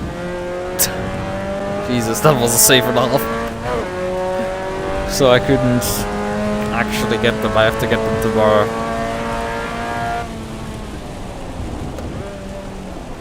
So I can't stream with them this week, Sag. We have to wait till Wednesday Warriors next week. Oh yeah, we didn't have V-Track again on Saturday.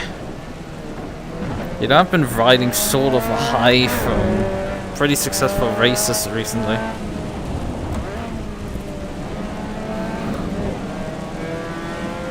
I've scored a decent chunk of good races results here in recent weeks.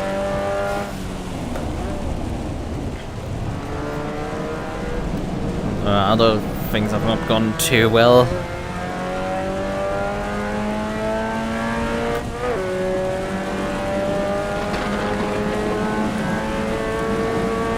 Academically things have been going okay, but like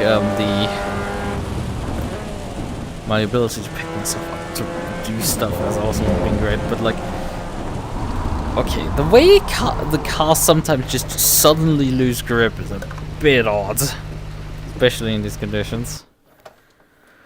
Oh well, we want to briefly return to pit lane, and then vehicle setup. Like, it's a bit unacceptable how long it takes to load the vehicle setup. Now it's finally done.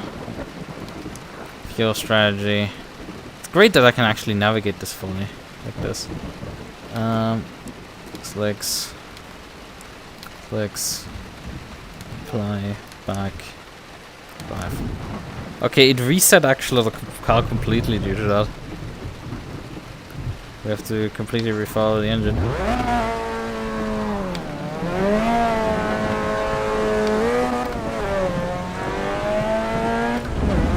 Okay, now we're on slick tires.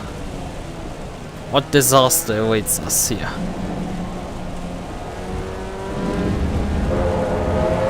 So far, not bad.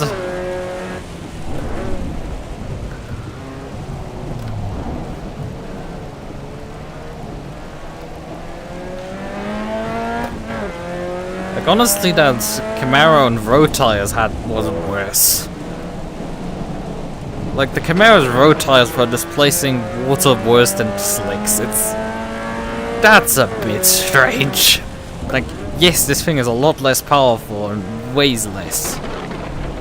But come on, it's having utterly not really issues with making grip here and making corners. Okay, it's a bit floaty, but like, it has still grip.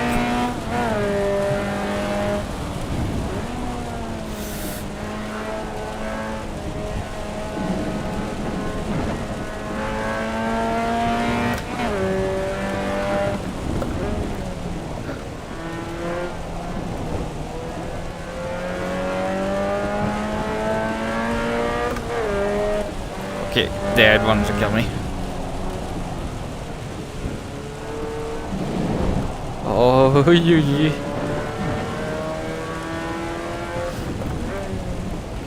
But yeah, you can for sure survive quite a bit on these tires that are clearly not made for these conditions.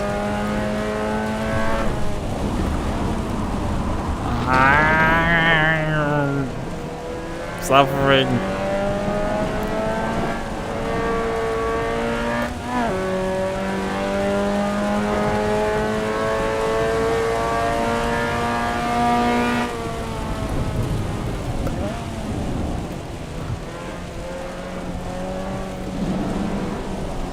Oh yeah, Oh, we immediately ate some gravel here. Come on, drag yourself out of there.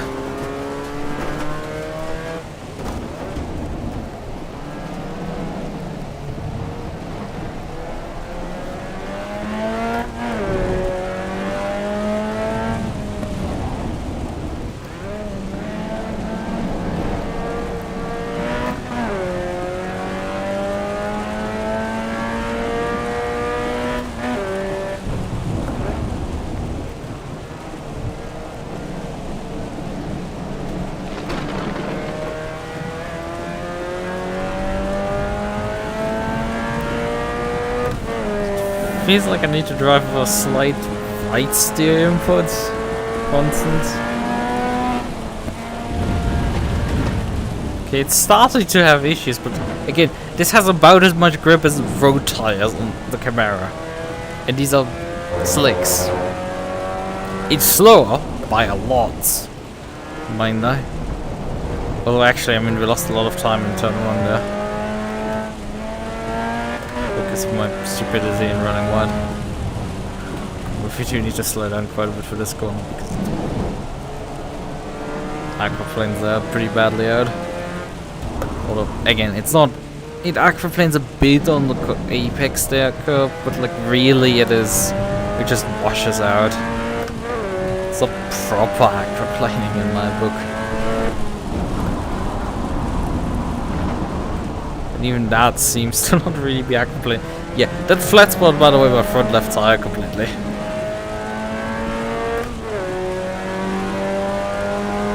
Because again, we suffer badly flat spotting and everything in wet conditions. Mind the idea.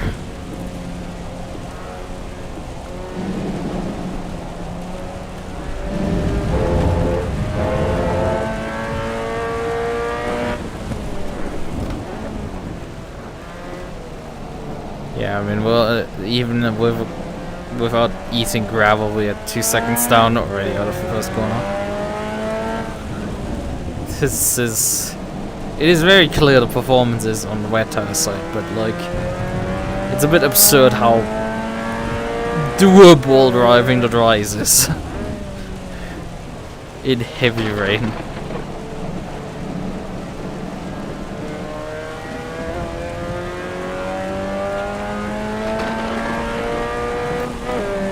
And the only issue is that, like, you can occasionally lock the tires up completely. Yes, lockups.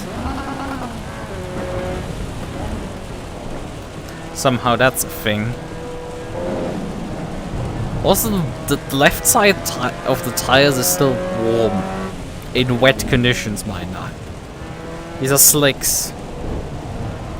The left side tires have gotten up to temperature completely fine. Yeah, there's something not quite right with how the tire temps work in this game. Because for sure slicks should get up to working temperature. It was noticeable on the road tire already that it could get quite even hot on the outside.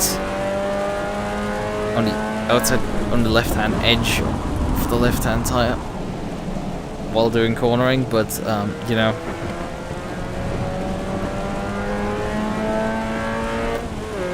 But the slick tires on the MX-5 Calp can get up to temperature on the outside. Yeah, that's not supposed to happen. Yeah, we're roughly 6 seconds off the pace. Exit to main menu, yes. Good. One last thing I will drive, I think, before we end it today. We'll drive one more thing.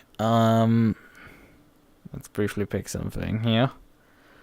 We're gonna go to Suzuka GP layout, and we're gonna bring one of the mounts probably to the fastest car in the game. The Mercedes-Benz GT2. Well, so far, at least the fastest car in the game. Beast livery. And yeah, we're not gonna use heavy rain, obviously. That's go back to scattered clouds. Oh, honestly, we could go overcast. That's fine.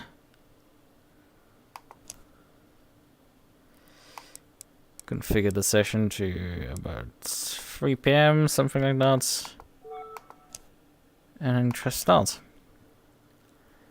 One short session later, and we might then finally be able to wrap up for tonight.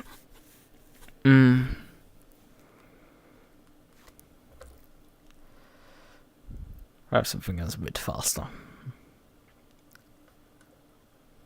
Come on. Occasionally it does take its time to load.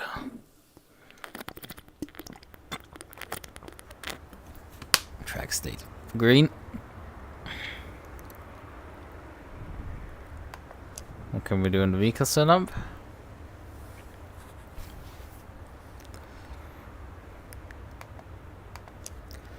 Electronics. We can adjust only the ABS here. Oh, because you know this car does have TC for sure. Aero.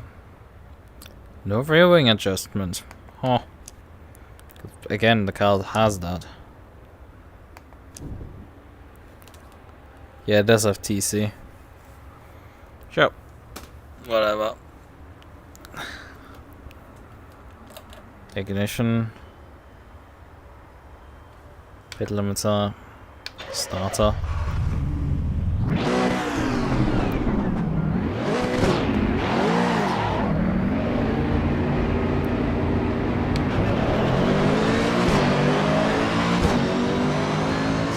Stage of lights on. Woi! Okay, the force feedback immediately just went. It decided it wanted to kick my ass at this point.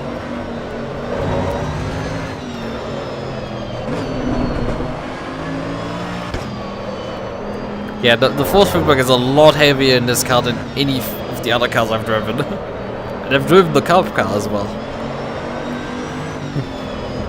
Yeah, and it does also, like, it cuts out occasionally. I don't know if that's intended.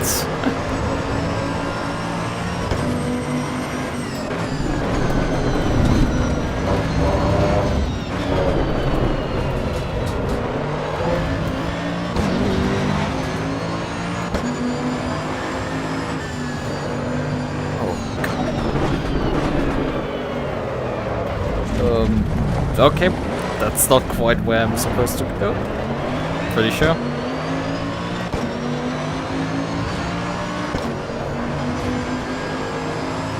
I'm again not able to adjust the brake pads. I'm pretty sure I have it mapped still. Or is my brake bias genuinely unmapping itself regularly? Because I'm feeling like I'm starting to gaslight myself over the brake bias. Right. Let's check this again. Okay, mother base.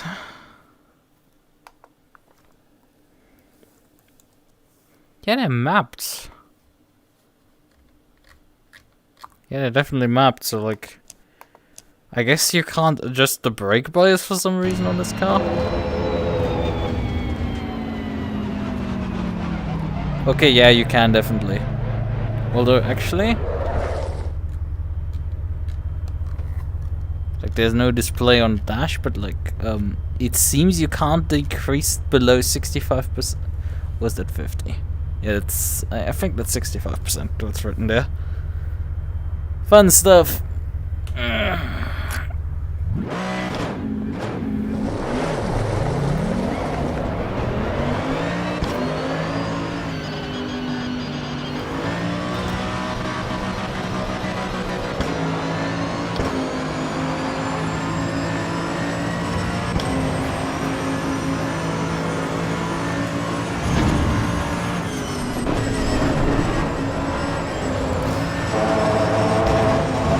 Yeah, the brake buzz already is real, but it can go, which is definitely odd.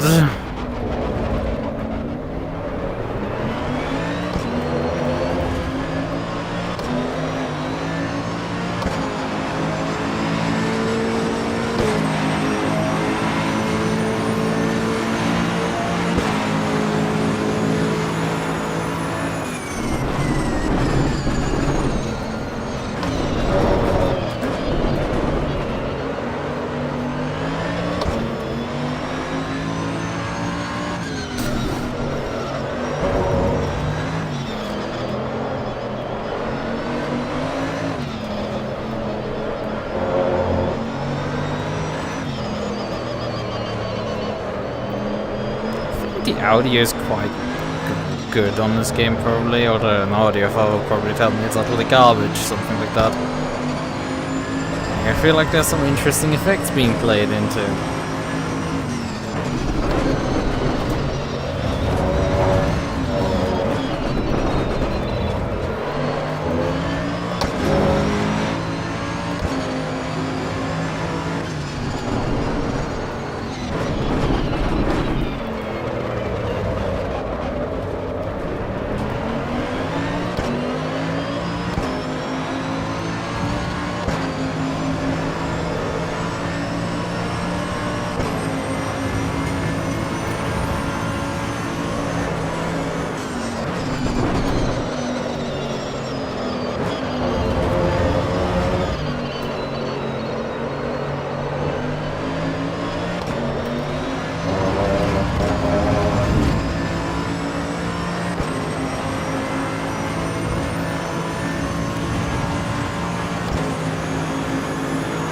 Let's see, how can we drive one for the hour?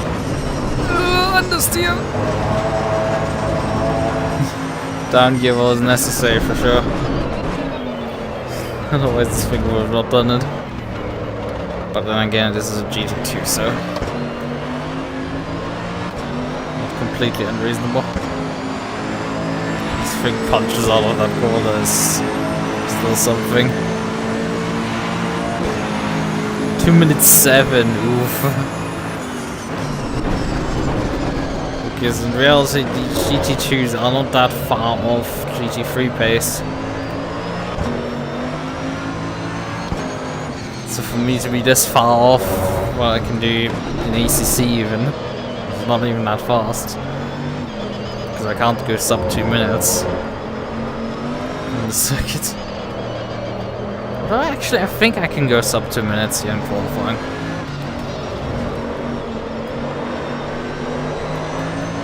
But yeah, miles of that right now.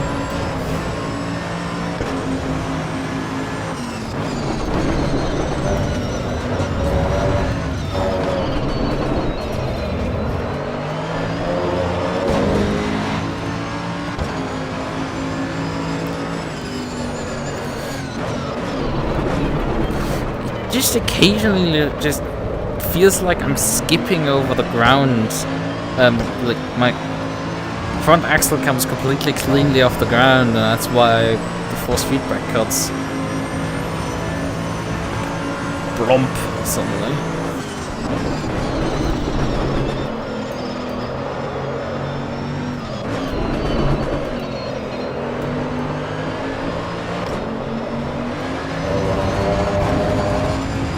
I've only found out for seconds so far.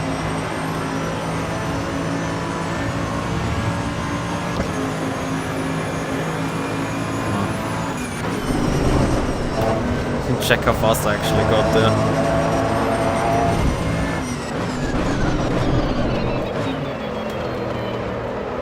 Missed the apex there completely.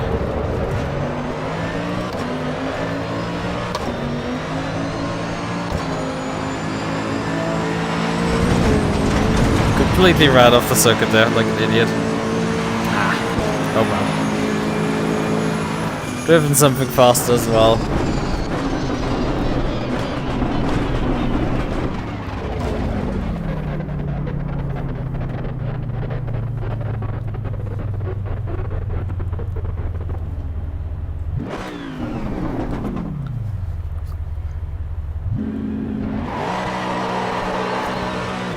Okay, while driving basically on flat ground, it fucking cut out again.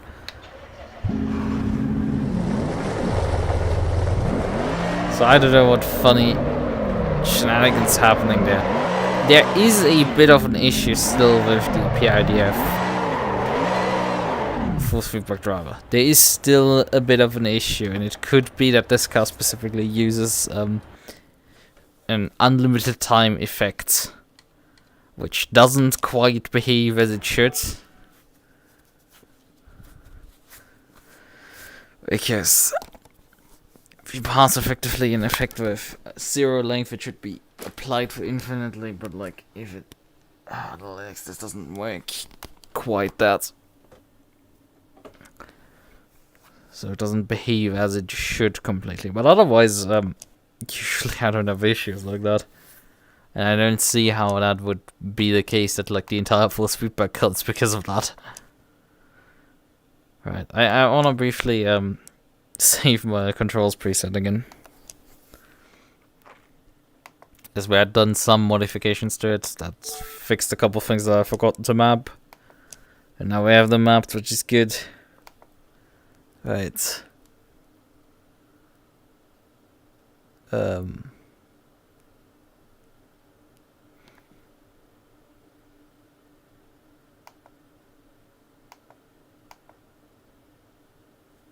yeah, oh yeah, right, because the in this case the entire HUD fits on one eye technically, because it only covers half the screen, which is a bit of an odd choice. But yeah, that wraps this up nicely, I would say. Did it save? Oh yeah, it didn't save my driver profile that I'd created. We can try going online again. I guess it probably doesn't work. That's why they patched it just as I started the stream at about 9 PM, so just about how many hours was that? About 3 hours or so after the game came out. Because the game came out just before 5 PM. Yeah, just before 5 PM. So about 4 hours, then they just finally gave up because they couldn't get the server to run. Which is utterly no surprise. They've been utterly incompetent at hosting the ACC matchmaking server. That constantly goes down. Has like a 96 to 99% uptime, which sounds good on paper. Isn't actually good. 99% uptime is, well, your ISP contractually agrees to have guaranteeing this to you most of the time, because that's like over like 3 days or so of downtime per year in total, which is like insane. Nobody but like a website host would not live with that. They want 99.9% even, because that's a lot more manageable. That's a couple hours per day, per year. Reasonably easy to achieve, and you know, it's easier to achieve, but still, like, oh, we have scene options down here. Let's briefly visit those. Auto service. Oh, we have different showrooms. Okay, this might have a bit less of Sphere Sky. Okay, this one has no graphic effect issue, so I should have loaded that earlier.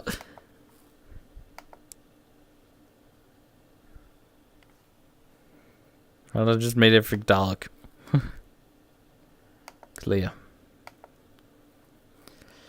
Sphere. I think the game... No, it's there still. It just took a while to load. Yeah. Huh. Oh yeah, the difference is the Sphere Sky has still a sky. There. There's a track garage. Oh god, that has so many graphic issues for me. There's multiple attics. Let's take this one. Yeah, that works fine. There's water around. This doesn't have a preview picture. Well, it does load at least. It's basically the same thing, just with different ground textures. Which could be interesting. White. For some reason, this has a bunch of graphic effect issues again. Room? Well, this one took a while to load again. This one also has a couple issues. But we did find out that, you know...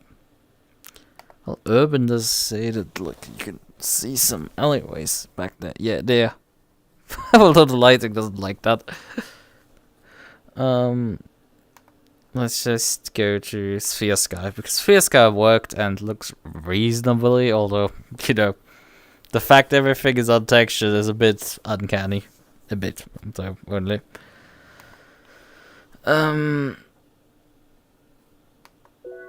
But compared to the other servers that like had so many issues. Although, the attic was also fine, and like that didn't at least look too shit. So yeah, we're gonna go with this one. Right, save. Yes, I continue. I want to restore the current scene. This is cool. Oh, yeah, we can rotate this thing here. Yeah, this is fine. Quit the game, yes. I want to exit now. Except the game gets sort of stuck in this state. No, I didn't want to drag my scene collections around.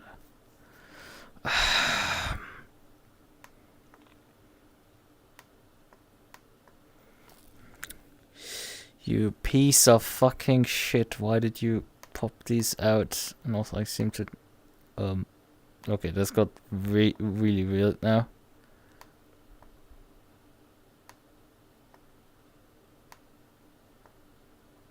Can I get my... scenes back here? Okay, dragging things around here is getting a bit weird. Let's just go... grab this, move it to some different workspace. Then briefly let me grab workspace 1. And then just tell Steam to just kill the game. And that solves that problem. So I don't have any in-screen or anything. The scene collection isn't prepared for that. Although I could switch scene collection to maybe... Oh, things are not liking things.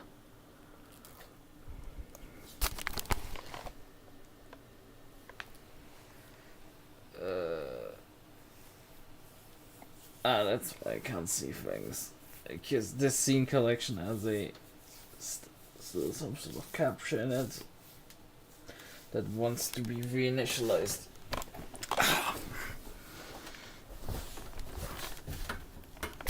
I hate pipeline. No passion. Oh yeah, right, there's the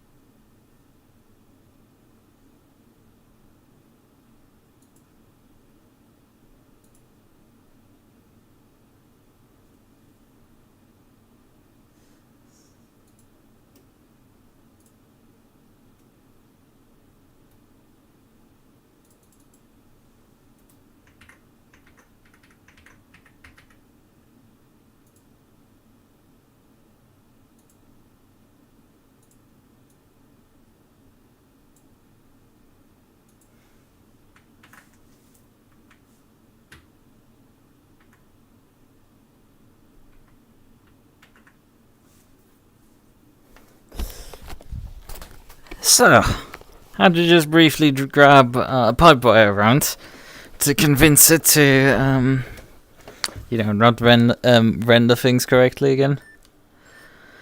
I hope the audio outputs and everything are still configured with this scene collection correctly.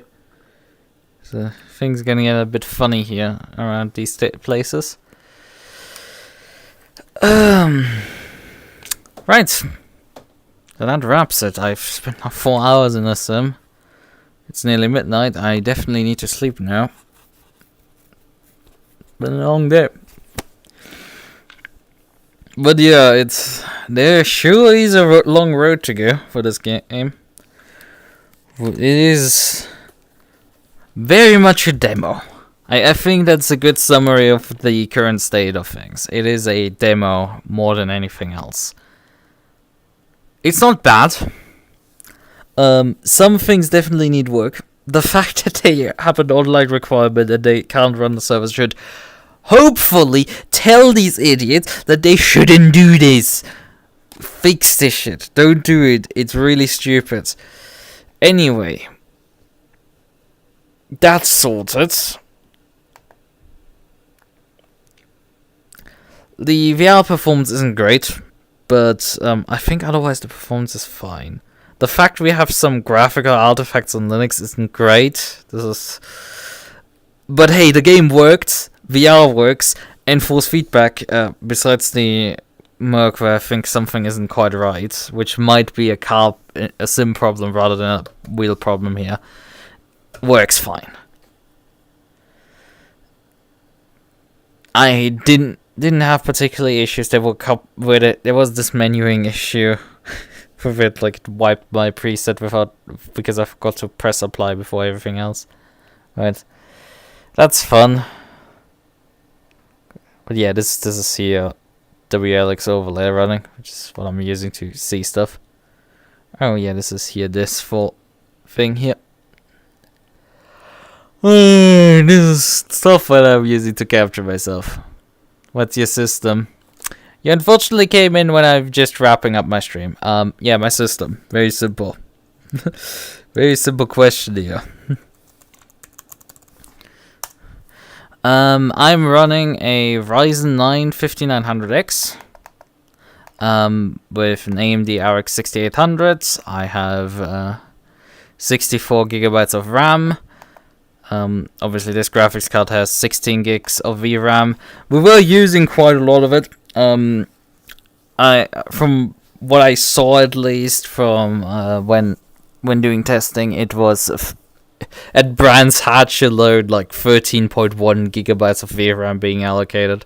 Like yeah, the game is definitely heavy for sure. Yeah.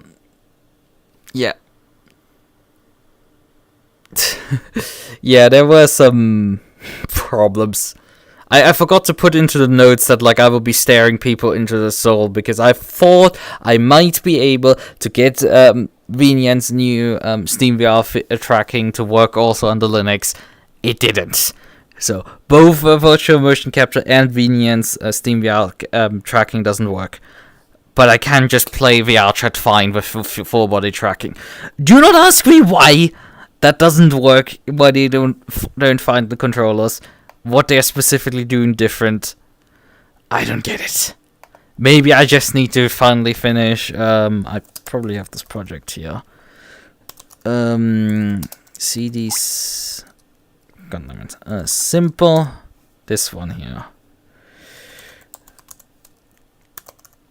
Yeah, this little project here that I started. Which, yeah, we can briefly tap into maybe XR code a bit. I had so far not done anything for the tracking much. I had, however, set up the entire event loop, but I was struggling. Last time I did touch this code, it had an issue with finding actually the additional Vive trackers. It just, for some reason, couldn't find these and then apply stuff to them. There was somewhere code for this, if I remember correctly.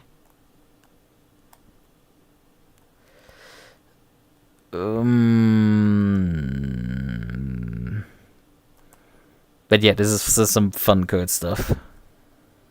Upgrade your GPU for better VR. Yeah, I did see like high utilization. That's for sure. It was. Yeah, the VR performance isn't great, but like it's also maxing the GPU, and this is something I said very early on in the stream. First like 20 minutes or so. Like, yeah, I bought this GPU like 4 years ago. Maybe it is time to consider an upgrade. I hadn't had a reason up until this point, really. And, well, I might need to consider one.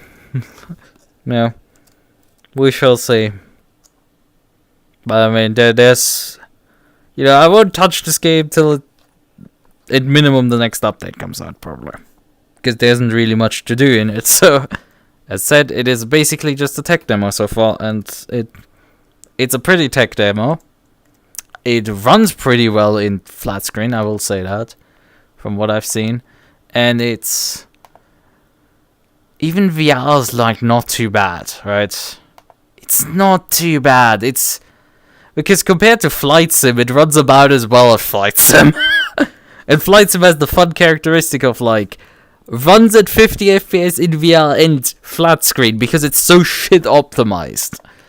But that's definitely not the case here. It is definitely getting GPU bottlenecked here. For once. And I don't know if that's because they are just badly optimized the game or because it's genuinely just... you know, the GPU is starting to hit its limits. Which could be the case. But hey. We're just waiting at this point to see. You know, and new GPUs are coming out right now, so it's like... yeah, I have to wait. I mean, I'm not buying NVIDIA cards. You know, LinuxVR and all that. So I'm waiting for what AMD brings out and maybe to see what I can get for my card on used market and stuff like that. Which is probably not as much as I actually paid on it because I bought it in the mining boom. So, fun stuff. Right. Okay. Let's go back and let's wrap up here. Right. As I usually do. Well, I can at least... oh yeah, because I'm here in this scene collection, I can't do that. Hold on, we're gonna switch over. We're gonna have to reintroduce something to these scenes. Yeah, hold on. Where's the... oh god, then if I open the screen capture for Pipewire, it will ask me for confirmation on the desktop. That's fun. I will have to deal with that in a moment. So OBS is actually allowed to capture things on the desktop. And the next problem is that I'm fucking blind, so like see stuff across my room is actually difficult. HDMI. Show cursor. So this slammed all the way down. Good. Fine. Grab keyboards. Okay then. As so often, good night. Bye bye. I can only this time wiggle my foot, not my head. I shall be back on Saturday with Metro Awakening. So, more VR streams. Not on the Linux, because I insisted on having model tracking. Yeah. Bye bye. Was a decent stream. I hope people still enjoyed coming by. Anyway, I still do have life. Bye bye.